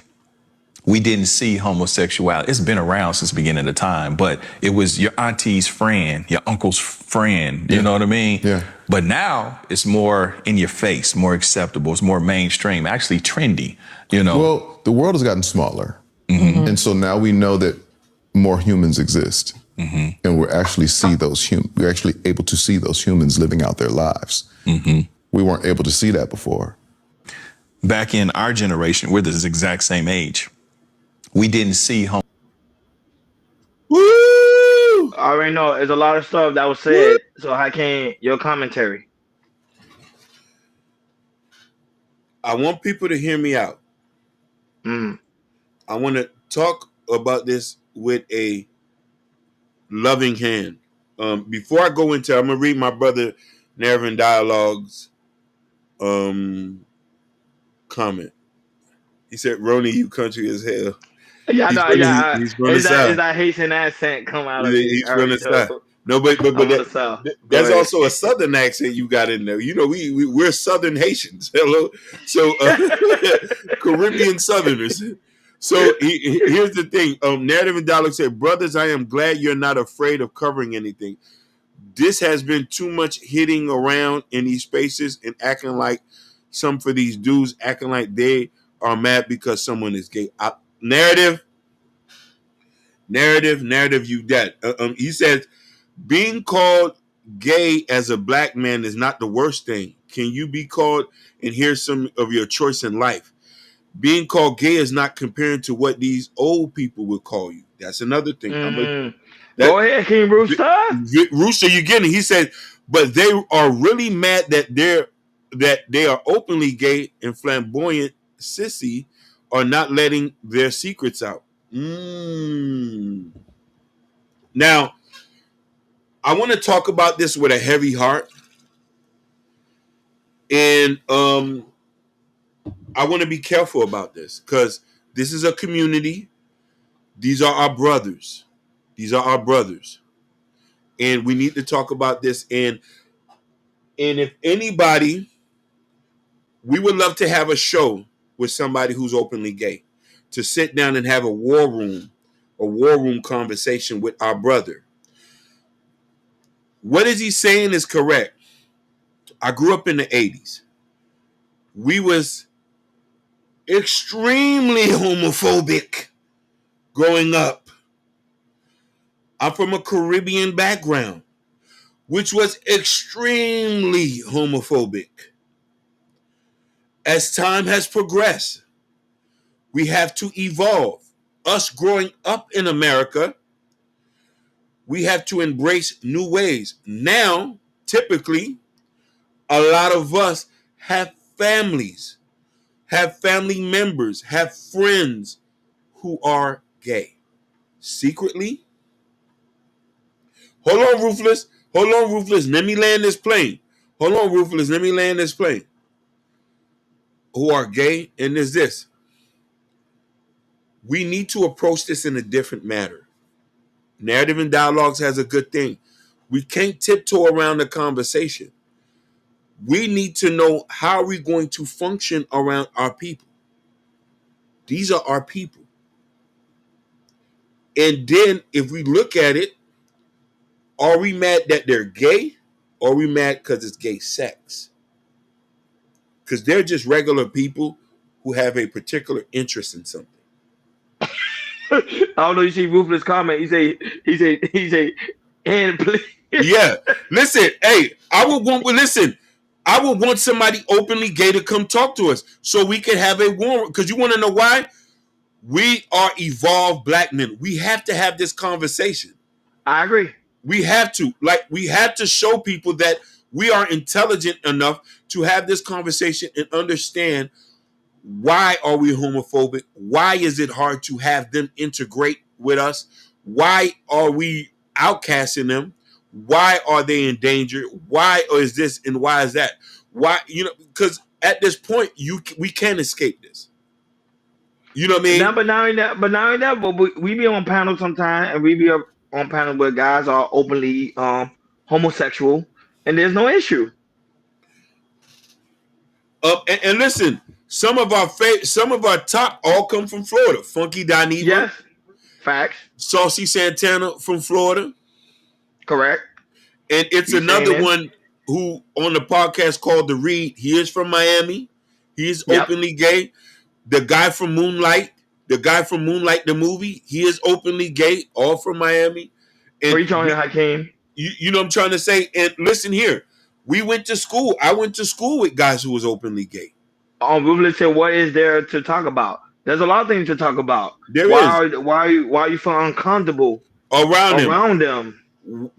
Why can't they be like them being gay doesn't have nothing to do with our masculinity? Correct. It don't have nothing to do with it at all. No. You see what I'm trying to say? Them being flamboyant has nothing to do with our masculinity, unless we like that stuff and we have a problem coming out. You feel what I'm trying to say? Unless we have some traumatic experience and it's associated with that. So that, like, we can unpack this so many different ways. I can't speak on it because I don't know nothing. I would love somebody who is from the community to come. He can stop pandering to these. I'm not pandering. Hold on. Nathan Dollar said, yes, I believe the respect is grace because we people are human, not because that they owe it. People are mad for a number of reasons and not because the person is gay. 100%. I just say that. He said, I'm not pandering. I'm just saying it's such a taboo talking that it gets uncomfortable when we bring it up. He said they're mad because one, their own childhood trauma and what they may have happened to them and won't speak on it. Two, their sons and daughters are gay and can't shake it. Listen, I have friends, I have family who are openly gay and I support them. I love them. Facts, Hakeem. Facts. I can't say that I'm going to not support them, support the lifestyle, support their partners. These are family. I love them. They have been there for me. They have loved on me. I'm going to love on them and love on their partner. What I'm supposed to do? Do I follow a form of something toxic, or do I outcast somebody who's only been there for me because they like another thing? We need to learn to have these uncomfortable conversations so we can be able to function better with each other in our community. He said their narrative dialogue said their own past is being in sexual gay acts, but not that he say okay. He said they jump on the back of black women. They don't need you to have this conversation about this thing. They love knowing it was wrong. Listen, knowing what is wrong, Ruthless. Loving somebody is wrong. And when we talking about jumping on the backs, Ruthless, here's the thing, my brother.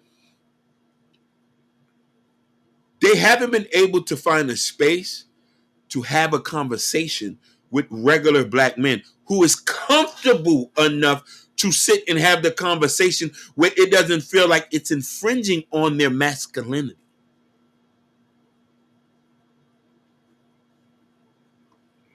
Breezy, I say in Africa home, my parents would have disowned me. Woo! That's real. Remember, some cultures they look down on homosexuality. They don't play around with that. My mouth is getting dry. Ruthless say, go ahead. Yeah, we can drop the link. Ruthless, go ahead. Listen, we're going to drop the link. We're going to drop the link to our California expert. And listen, Narrative, if you want to come here and talk, Narrative, because Narrative, you shooting from the hip.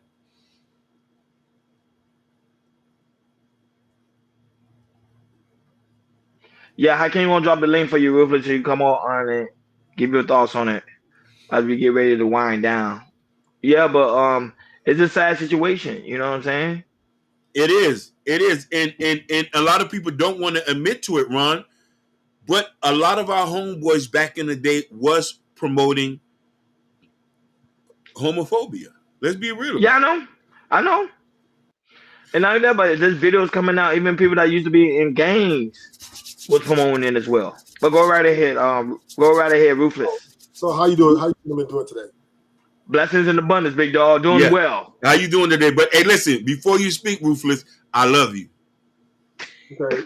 Before you always have me choke, Hakeem. You wanted me to know. That's my brother. I gotta tell him I love him. Because I know he look like he about to go in. So this is a question I have for Hakeem. Do you support murderers? No, I do not. Do you support rapists? No, I do not. Do you support racism? No, I do not. Do you support drug addiction? No, I do not. Do you support okay, so let's go back to racism, right? So Yeah. racism is a display of something you know that is wrong, but you display this, right? Mm-hmm. So it would be the same thing as being gay, right? It's you know it's wrong, but you love to do it. There's no need to have a conversation. What are you going to talk about? What are you going to sit there and talk about? So why you like D? Oh well, you know you're not finna say that. So you finna go around and have this. He's gonna tell you about his life story, his childhood. Dude, people like what they like or love what they love. And once again, I do not agree with going out and jumping gay people, right? Beating them up and that. I ain't saying that, right? Yeah. Because, right, I'd be hypocrite because I have done wrong things in my life. Mm-hmm. Other than that, but to have a conversation about or to try to bridge or build a bridge between me and someone who's in competition, right? Because I like women, right? Well, actually, what I mean is, and he likes men, right? So therefore, to talk to a person like that would be right. Talk to a woman, right? So how are you in competition though? Well, I mean, he's in competition with the women. But he's fighting to be with men. Yeah, and the women are fighting. Most women are fighting to be with men. Yeah, basically, but he wants to be with openly gay men. So once again, it's fine for you to admit and accept the responsibility for the thing that you are, right? Yeah. Just like if somebody come out and say, "I'm a murderer," right? Yeah. Not necessarily. That doesn't mean I'm going to agree with it, but I respect that you're accepting the person that you are, and that's accountability, right? And not trying to say I'm a murderer, but as a good reason. No, I'm just a fucking murderer. Same thing with being gay, right? Gay people come out, say they're gay. Hey, accept responsibility for the wrong thing that you indulge in. I'm not saying that, I respect you for this, but I will say this. I'm not going to judge you where I'm going to do something to you or, I'll have to cut you off, of course. Because, I mean, what do we have in common, right? I like women, you like men, right? So, I mean, you like men, so, like, you trying to, how are we going to hang out? What are we going to do, right? Going overtime. Yeah. I'm looking at girls, you looking at me, right? No, that's a bad situation. So, Hakeem, and I'm going to land it. Hakeem, you are wrong in the fallacy because you're sitting here, but you know what? You're just a typical black man. Because it's the same shit the black man trying to do to the black woman, right? The motherfuckers that don't want nothing to do with these black men, right? And the gay dudes don't want nothing to do with straight men because they don't need straight men, right? Because they jumped on the backs of black women. And they jumped on the backs of women, and now they have entered into power position. Do you understand that? I understand, but I emphatically disagree.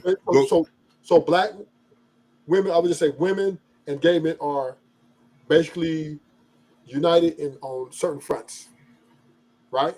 That's how they got where they at, right? Because the straight men wouldn't mess with them. We didn't deal with them, but the women revered them because it's like someone worshiping them, and then they got them, and on the backs of the women they gained political power and positioning. This is why the baby can't sell them more album because he dissed them people, right? So they're kind of in around with the small hats and all that. But before I go, go ahead, brother. Go ahead and speak, Koafi. Hey, what's going on? What's going on, everybody? What's good? Hey, what's going on, Koafi?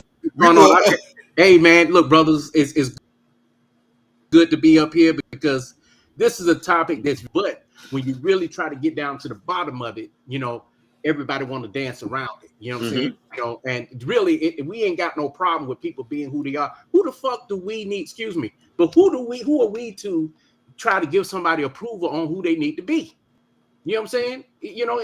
I don't care. I don't live the lifestyle. But the thing is, when dudes do too much talking about it, you can tell that something is wrong. You see what I'm saying? And then when you confront them with it, here it is. Oh, no, we can't be around these people. We can't do this. We can't do that. What's going on? Let's settle it. What's going on? Mm-hmm. You know what I'm saying? And it's always, and I'm not trying to be funny because I'm in the fashion industry, but it's always the most unattractive dude worried about what gay people doing. Even a sissy don't want you, so why are you worried about it? You know what I'm saying? It's you do have a point though, Hakeem. You got a point there. They wouldn't touch you with a 10-foot pole. So my thing is, if you don't dwell in that lifestyle, leave it alone and just mind your business. That's just the whole point. You know what I'm saying? Me personally, I don't care what nobody else do. Do I have family members that are? Yes, my little brother. He's 25 years old, and I love him. Yep. You know what I'm saying? And my dad couldn't beat the goddamn gay out of him. The church couldn't pray it out of him. So what? You know what I'm saying? And he's one that really turned himself into a woman.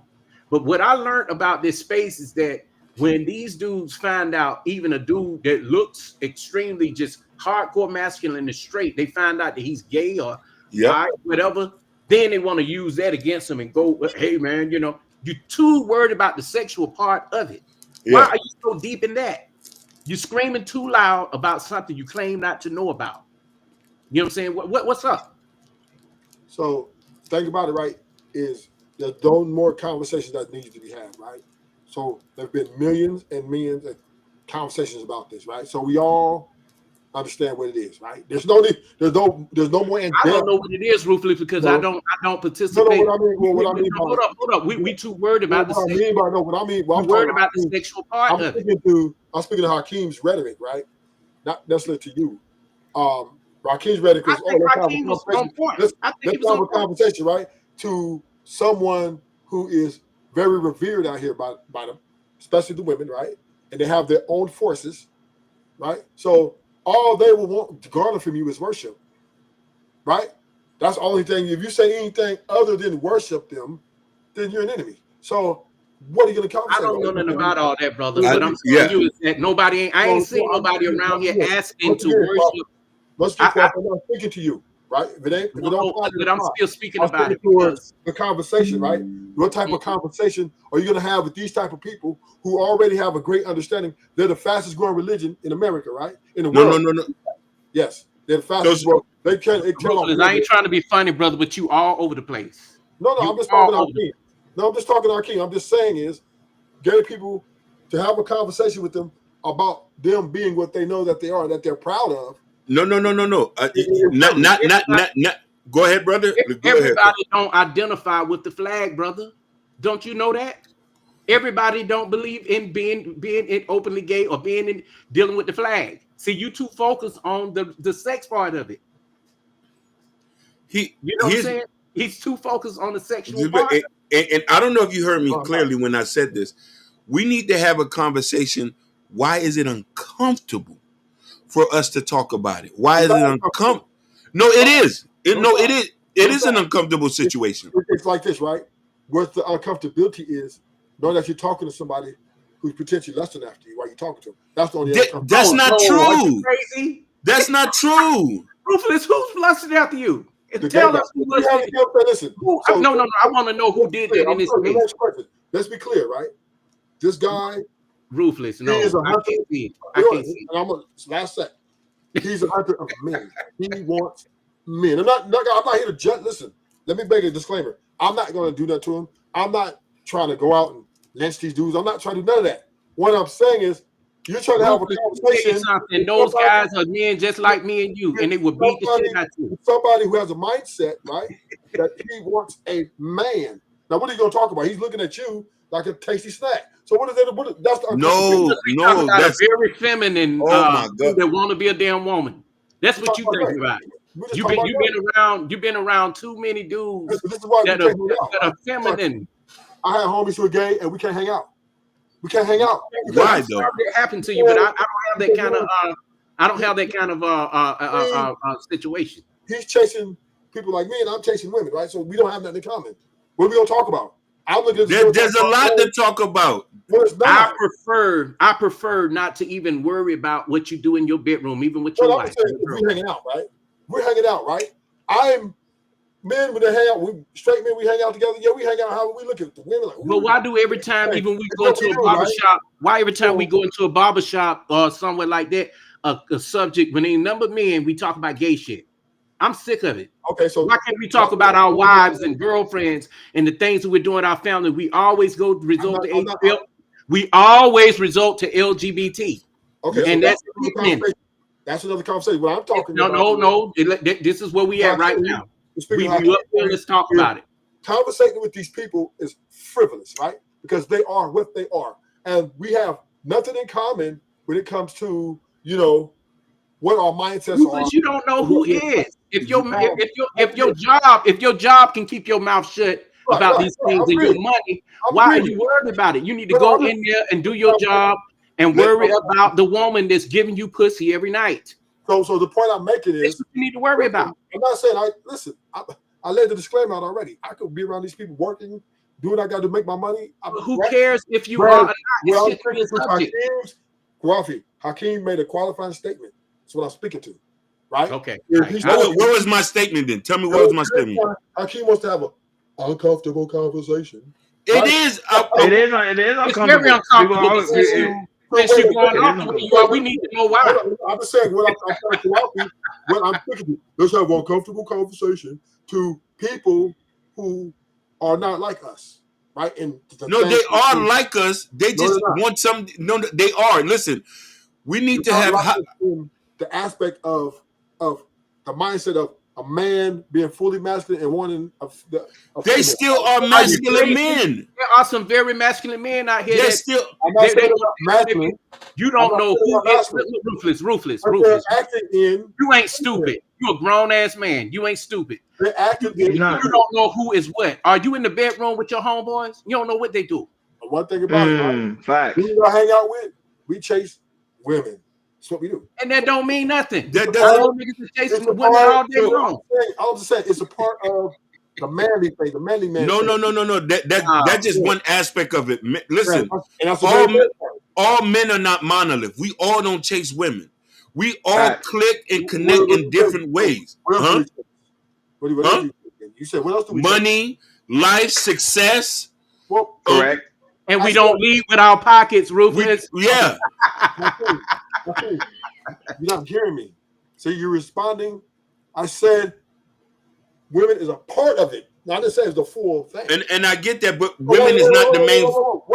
And let me tell you something. I've even heard you back in the day, Rufus, when you said, "Oh, I don't want to be around no gay folks, but I'll have two women in the bed with me." That's still gay.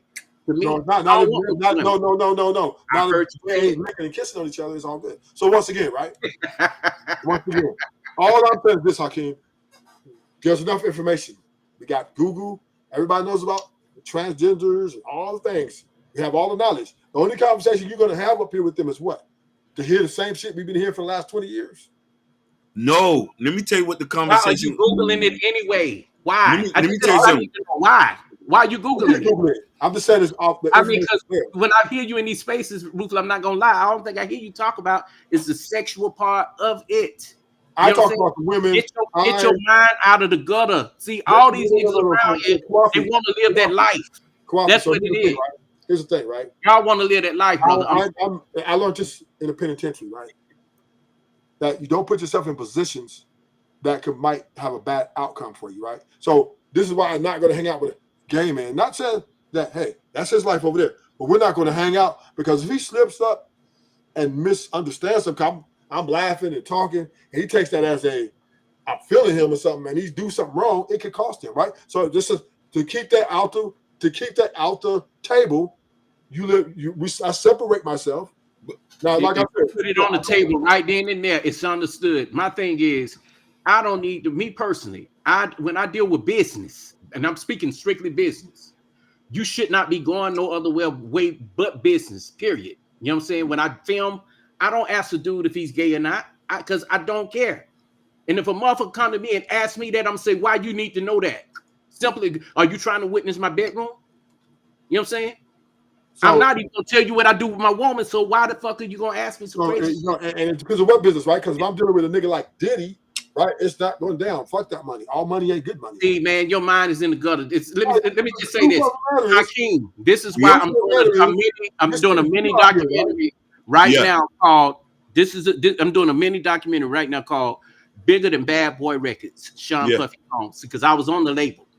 I was on the label, and I know that people will lie, and I'm not taking up for anything done. But right now, we are in the court stages of this. You see what I'm saying? And when you find people that go around talking all this shit, these people that are content creators that have not done the research, they too concerned about the baby oil, the lubricant, and dudes and all this gay shit. They concentrating too much on the sex part of it. No, Ruthless. I'll give you a pass. Rufus, let him finish. Let him finish, Rufus. I'll say 500. That's all. I'm worried about if he drugged folks, if he took people against their will, messed with children. And we don't hear that too often. These niggas are too worried about what kind of lubricant, booty grease, and baby oil and all that. This is what they worried about. No Diddy. Yeah, this is what they worried about. All I'm saying is, I'm not trying to convict Diddy. What I'm saying is, if a guy like that comes and say, hey, man, you want to make some money, you want to do business? I'll tell him I have to pass. Let me ask you a question. Who's gonna ask you, man? Listen, let me ask you a question.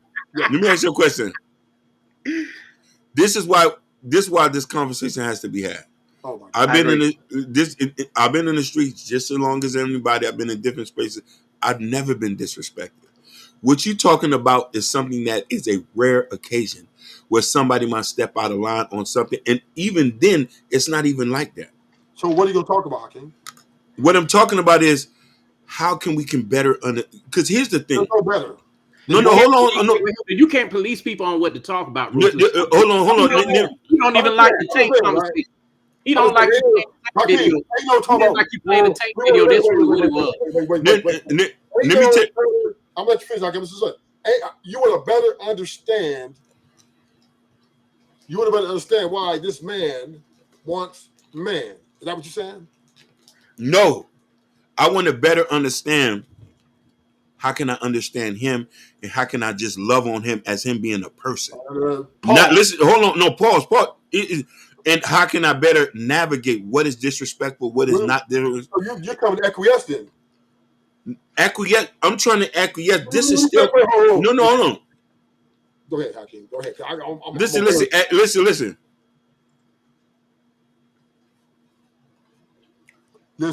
Listen to me. Listen. I have family members. I have friends. I have somebody who I was talking to who has a family member, and me as a man evolving. I want to evolve, and I want to just understand. And I notice in our community, we are not good talking about this. If we're people and we supposed to love on people, it's just the same way as saying, if you Muslim, I'm Christian. I want to come talk to you and understand, hey, you're Muslim, let me learn from you and understand you as a person so we can coexist better. I'll say so. And listen, I'm not worrying about the sex aspect of it. I'm worrying about him as a person and how he's living and how can no, man. No, hear me. No, hear me. Ruthless, hear me out. And this is the issue, Ruthless. No, here's the issue. This is the issue. And this is why we can't get nowhere as a people. Because you want to know, no, hear me out. Because when things like this is so difficult, so taboo, and this is why they feel like they're outcasts in our own community. And people, They used to feel like outcasts. They still are outcasts. They still are. Not anymore. Can I say something? Go ahead. This manipulative. No, you keep on shaking your head. No, Ruthless. Let him talk, please. It's a very important comment that you two. Listen, hold up, brother. Hold up. Just let me say this. I'll let you finish. You don't want me to say it because you know it's gonna hurt. You know it's gonna hurt. That's why you don't want me to say it. Listen, even in the pen. Listen to me. Even in the pen, right? If you were gay and black, you still have protection. You talking about the pen? You keep. We not on the pen. But I'm giving you an example so you can understand that. That's not everybody's life, though. Listen, Hakeem. Even though there's homies that were gay, right, and they were black in the pen, right, and doing them homosexual things, they were still under the protection. Like no other race could come in and put hands on them. So you have a problem with the fact that they have protection? The point I'm making. Hold on. Let him finish, and then and listen. And when you're done, Ruthless, he's going to talk and let him finish. Good. So the illustration I'm giving here to you is, even though growing up in the hood, we had homies that were Fruity Loops, right? Don't say that's disrespectful. Don't say that. Okay, Fruity Loops. So no, ruthless. Gay? Okay, they were gay. Yeah.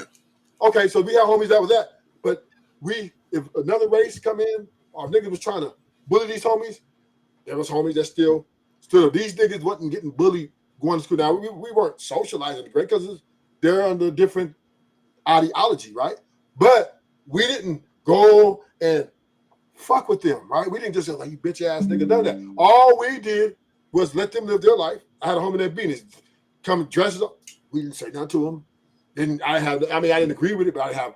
So they've always still been protected. Like couldn't no other race come and say, hey, man, we finna fuck you up because you're this. But we would step in like, no, regardless, right? That's our brother. So they've been getting that. They've been getting that from family and strangers, right? So don't sit here and say like they've just been like we just been running them off the block or like we been. No, nobody not saying that, Rufus. Let me get it in. No, I'm telling you that. Yeah, I know. Since I've been growing up, they've always been protected still, even though we didn't agree with your ideology. So what do you mean? What is better understand? We understood that they didn't like what we like for our sexually attractiveness, but that didn't mean that they weren't the homies. That didn't mean that we're gonna let another mother come touch them and then be consequences. Ruthless. Let him finish. Let him talk, Ruthless. That's one aspect of what you're talking about. I do understand. Maybe you had some dudes push up on you. Maybe you around dudes that lust after you. I don't know what it is, but I ain't never had no shit like that. And I tell you this, some of these dudes are just like females. When I say the mindset, not as in looking like a female, they're very picky. And I'm being honest, you would not be the type that they would go after. I'm in the fashion industry and I know. So why would you even be worried about that, brother? you wouldn't fit the bill. But the whole point I'm trying to say is we're too worried about the sexual act of it. That tells you where your mind is at. You know what I'm saying? Because you don't know who is what. We would look at a dude because he speaks proper English and think, oh, he's gay. Oh, he's wearing a bow tie, so he's gay. Oh, he's walking around with you doing the same thing that you say black women do to black men. No. What you doing? Don't hold up, brother. Hold up. Yes, you are. And you have been doing. I ain't judging nobody. And let me say this. And another thing I've seen in these spaces is that when it gets deep like this, the thick of it, we don't want to talk about it, but we constantly do all this pause, this no diddy. You know what I'm saying? Facts. And talking about how moist some other man's booty hole is. I mean, that's gay to me. Okay. Gay jokes and all that kind of stuff. And hold on, hinting around to all that kind of stuff. Why can't we just have a regular conversation like men about men and women? And all the time we look up, it always leads to this. Okay. Somebody got something going on, even in the barbershops, in jail. I used to be a correction officer. You know what I'm saying? So now we having it and it's here. Let's have the goddamn conversation. My point is this. Listen, I don't worry about gay people as far as attacking me or anything, right? I don't. But you can't tell people what to talk about. No, damn, homie. Damn. I just let you go on and then let you do. Well, I don't worry about what a gay person is doing.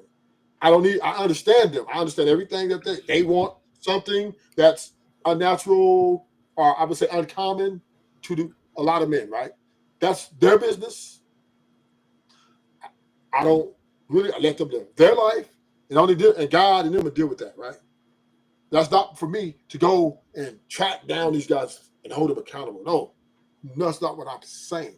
What I'm saying is, what is there to fucking talk about? You're gonna sit down and have a talk. It's a lot to talk about. You're gonna talk about what? Oh, if you don't like it, why do you think you're different from everybody else? Just click off the conversation, Rufus. That's all you got to do. Come on, man. Why are you different from other men? We know that. Or why do you like what you like? We know why, right? We know all those answers, right? No, we don't. Some people were molested. We know that some people were great. Hold up. Some men still got that in them, and they're 40 years old and they want to talk about it. Wait, hold up. We know they like it because they desire it. That's what we do know that. No. Well, at the end of the day, we at the 2 hour mark. So, guys, final thoughts on this topic here. I know that we have to probably do a part 2 to this one. No, we have to do a part 2, but it has to be more controlled. Yes, and more control, because listen. I want us to evolve as people. Mm-hmm. That's my main goal here. I'm not trying to stay stagnated. I'm not 25. I'm not 21. I'm 43. So as me being the girl, I've got to set an example for my nephews and stuff. I need everybody to be the type of man that is revered, and we have to be able to have a conversation and try to understand people in all walks in life. And this is why, as a black man, we need to evolve. And evolve is talking about things that affects us. No, but to be honest with you, even though people may not like, because this is my final thought, even people may not like Ruthless' comment or his commentary on this topic, he does come from a different point of view. So that's why I say his point of view is needed. Because this is what's going on within the black community, of course, among black men. This is how some black men are thinking. Some black men are thinking like Ruthless, even though it may not be right or wrong, but they are thinking like him. So that's my final thought. So Ruthless, your final thoughts, and Kwafi, your final thoughts. He long-winded, so I'm gonna take mine, and then I'm gonna go. I just want to say this. I got love for Ruthless because I've been on panels with him. I know what Ruthless, I do. I get it. You know what I'm saying? And it doesn't mean because I know about what goes on in this world and the industry that I'm in that I participate in it. But I'm just used to being around people. I didn't get to where I am even on social media right now, just dealing with people in the black manosphere and people on the Fight Club and different sectors. I got all kind of people subscribed to me.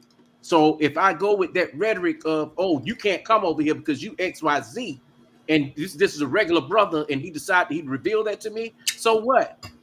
But then again, I might ask, well, why would you tell me that? I didn't even need to know it. I don't care. You know what I'm saying? So, and that's the whole point. We get good point. Men in these spaces, we are too sexually frustrated to where it has gone down to like gay conversation and Diddy oil. You know what I'm like? I agree. Oh my God, it's just too much. You know, the jabs talking about somebody man boobs. I hear it all day long on YouTube. You know, he's not lying. No, he's telling the truth. You know, he's not lying. He's telling the truth. And then when we can't hold a decent conversation, we take jabs at each other. Same thing we don't want women doing to us, we do. Facts. You know what I'm saying? Woo. Subscribe to his channel, guys. Yeah. I already posted this link right now because we got 100 people watching us right now on Twitter. So you guys link our post over there on the Twitter world. Thank you guys so much for coming on the panel, of course, Ruthless and also Kwafi. Thank you for coming on, man. Kwafi, we really do appreciate you, brother. We're 100, man. You were dropping gems. Ruthless, of course, your final thoughts before we head up on out of here. So I just want this to be clear, right? Yeah. So I want to lay this foundation correctly before this final is I don't have a personal problem with gay men. I have my war or my fight is not with them. I do not even lose one wink of sleep worried about what they're doing in their personal lives. Neither do I have a problem with most men in America, right? Unless it's a personal attack on me where I feel disrespected, and then I'm going to handle it from there, right? But all I'm saying is, Hakeem, I believe you're bad for this community in this aspect. What? Because, yes. Hey, Ruthless is crazy.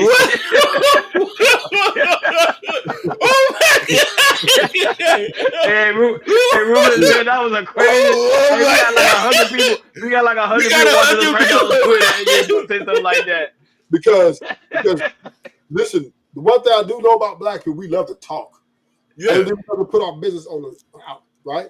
And to talk about something that's been around since the beginning of time, right? Via Sodom and Gomorrah, right? Something that's been around forever. It's not like it's new and it's we're at the brink of something that just it is understood greatly, right? We understood as humans that certain people have things about them that they desire that's not common amongst men, and that them and God will deal with that. To talk about it and go into detail about their perspective will be poison because they're not going to hold themselves accountable and say, "Well, this is wrong, and I don't want other men to do this." But what if? But how is it wrong though?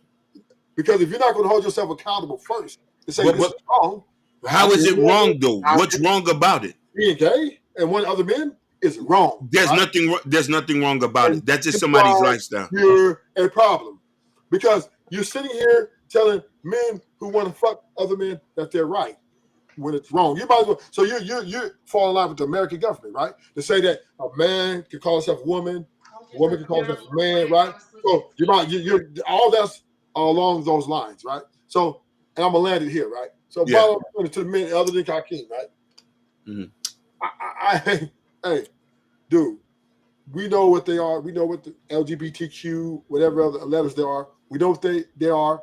Hey, they got their own little white, they got their little power, and we're away from them, right? But we do not need to sit here and conversate about them unless they're coming out here to hold themselves accountable for their erroneous acts. Right? Ruthless, you're gonna get me. Their fallacy to want to chase other men. If it ain't coming in to take accountability for that, because we ask the women to take accountability, right? If you're not asking this man to take accountability, what the fuck is there to talk about? I'll land it. Oh, it landed. I can't even comment on that. Like, share, subscribe. Make sure you hit that notification bell on the right-hand side. Remember, we do go live each and every Monday, Wednesday, Friday, 6 o'clock Eastern time. Right now, Ashton is live. The creator of the Shiesty Adventure, he is live. So, guys, make your way over there to Ashton Williams' channel.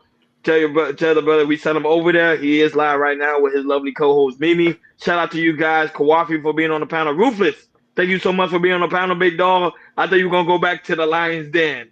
But we will have a part 2 to this because I think this was a really, really dope conversation. I think this is a conversation that needs to be had. We had 100 people watching us right now on X. So y'all channel was promoting over there. I made sure to drop the link over there so the guys, because people that are watching on X could also subscribe to you guys' channel and get to know you guys as well. So people on X, this is how we get down over here on the YouTube side. So if you're missing the D conversation, make sure you come over here and subscribe to our YouTube channel, which is the Chaos Culture Radio side. Shout out to Jordan, who's unfortunately wasn't here with us today. Hopefully he'll be with us back next week. But we send us love and prayer over pretty much over there to him. Shout out to the lovely Natasha Vincent, the mother, for being in the building, always holding the drum, dropping the links, and letting people know where to subscribe to. Shout out to Miss Jill. Hey, Miss Jill, how's it going? Thank you so much for swinging by. King Rooster, thank you so much for your commentary, swinging by. The lovely Mimi, co-host of the Shiesty Adventure, was also in the building. She probably right now over there on Ashton Williams' side. Shout out to her. Shout out to all the new subscriber. Bobby, what's the other new subscriber we had over here? Hakeem. Bob Russ. Shout out to Liberate Show. Killer Swag, that was also in the building. Who's the other one? It was a bunch of people. Hey, but shout outs to Kawafi, man. Thank you for coming up. We gotta thank you so much. We have to do a show. We gotta do a part. We gotta do a show and we gotta do a part 2. Yeah. We gotta do a show and we gotta do a part 2. But Rufus, I ain't gonna lie. I know people may have mixed emotion about Rufus, but sometimes those type of conversations, you need a guy like Rufus on the panel because he brings the difference, a different opinion. And that's what we need to have so we can see every guy's point of view. I would say shout out to Rufus. Shout out to Next Level, who are also in the building. Shout out to Liberated Soul, who also was in the building. Shout out to those watching us on Instagram. I'm sorry, my internet connection over here is terrible, so I was not able to see all you guys who was commenting on Instagram. But thank you so much for tuning in because I heard I was still live, but I could not see you guys comment. So I was still live. So I was not able to see people comment that was watching us on Instagram. Go ahead. There was a bunch of people that was watching us on Instagram. Gotta Eat Apparel. I'm his queen. J Rose, Bayesian Queen 32, Sevion Noor, Legendary Man. But shout out to you guys, man. Thank you guys so much for tuning in. Shout out to you guys watching on Facebook. Bobby, because I know Bobby gonna watch the review. Shout out to you, Bobby. Let's share. We love her. We still pray for her that the atmosphere is recovered. Shout out to Gorilla Black. Shout out to and also Sky that we can't wait till her recovery so she can come right back on the pretty much on the show like her spot is never being taken. So shout out to her. Shout out to all you guys. Make sure you go to Chaos Culture Radio community tab, in the community tab where you find Prince Hakeem book. And also don't forget to go to Chaos Culture Radio description where you find the Chaos Culture Radio t-shirt, what I got on, the Chaos Culture Radio hat. I don't have that, but we have the sweaters, the jackets. Hakeem, not the jackets, the sweater, but we all working on the jacket and it's taking forever because I think it's winter, you know. But when the jacket drop, we will have it. So I apologize for that. Victor wanted us to interview. Victor, I'm gonna screenshot the name and I'm gonna hook him up. We actually know somebody within the space that is a trans, that is a part of that community, and we won't mind interviewing that person. I'm gonna look it up. Thank you, Victor. Thank you for that. And We'll do it. that. We'll set it up. We'll set an interview because we want to do something different. We want to have those type of conversation over here and make sure like it's a free space that nobody's gonna feel like they're being judged or mistreated any type of way. We want to have these deep type of conversation. No, I'm being honest. I think it must be had. Go ahead. We need to. It's needed. It's needed because I was inspired because Saucy Santana was on a podcast full of other black men and they was having that conversation, and it touched me because I saw her. You saw that it touched me because you know what I mean. We got a lot of family members who are that, and we need to try to advocate for them. And this is something I wanted to talk to Rufus about. I said, what do you do when it's a family member? How can you best support them and advocate for them? So we have to change our mindset. Yeah, Kawabi, hit up Hakeem and he'll show you where to go get the shirt. But we also have it on the description. But hit him up by Hakeem and see what Hakeem can do for you. You know what I'm saying? But we appreciate you guys. You know, Mimi have a shirt that she be rocking it sometimes. You know, some people have like Hakeem, you know, me and Hakeem and Jordan, we've been working digitally hard to make sure this KL Culture Radio be the biggest thing on the planet. And you guys making the dream come true. I would say shout out to you guys, man. Twitch, Kick. Thank you guys so much. Go ahead, Hakeem. Hey, shout outs to Cartel and Narrative. I really appreciate this comment. He say, Hakeem, don't worry about these. Has to be y'all. I appreciate that. You know what I mean? Yeah. Kawhi, you got his information. Let's set something on, man, bro. You deep, my brother. No. Ruthless deep too. Sometimes with Ruthless, Ruthless, you know, you gotta find a balance. But right now, Action's on live, guys. Go over there, show that brother some love. Go to the Shiesty Wim show. Go over there right now. You know, thank you for tuning in to KL Culture Radio. We'll see you guys Monday. We over and out.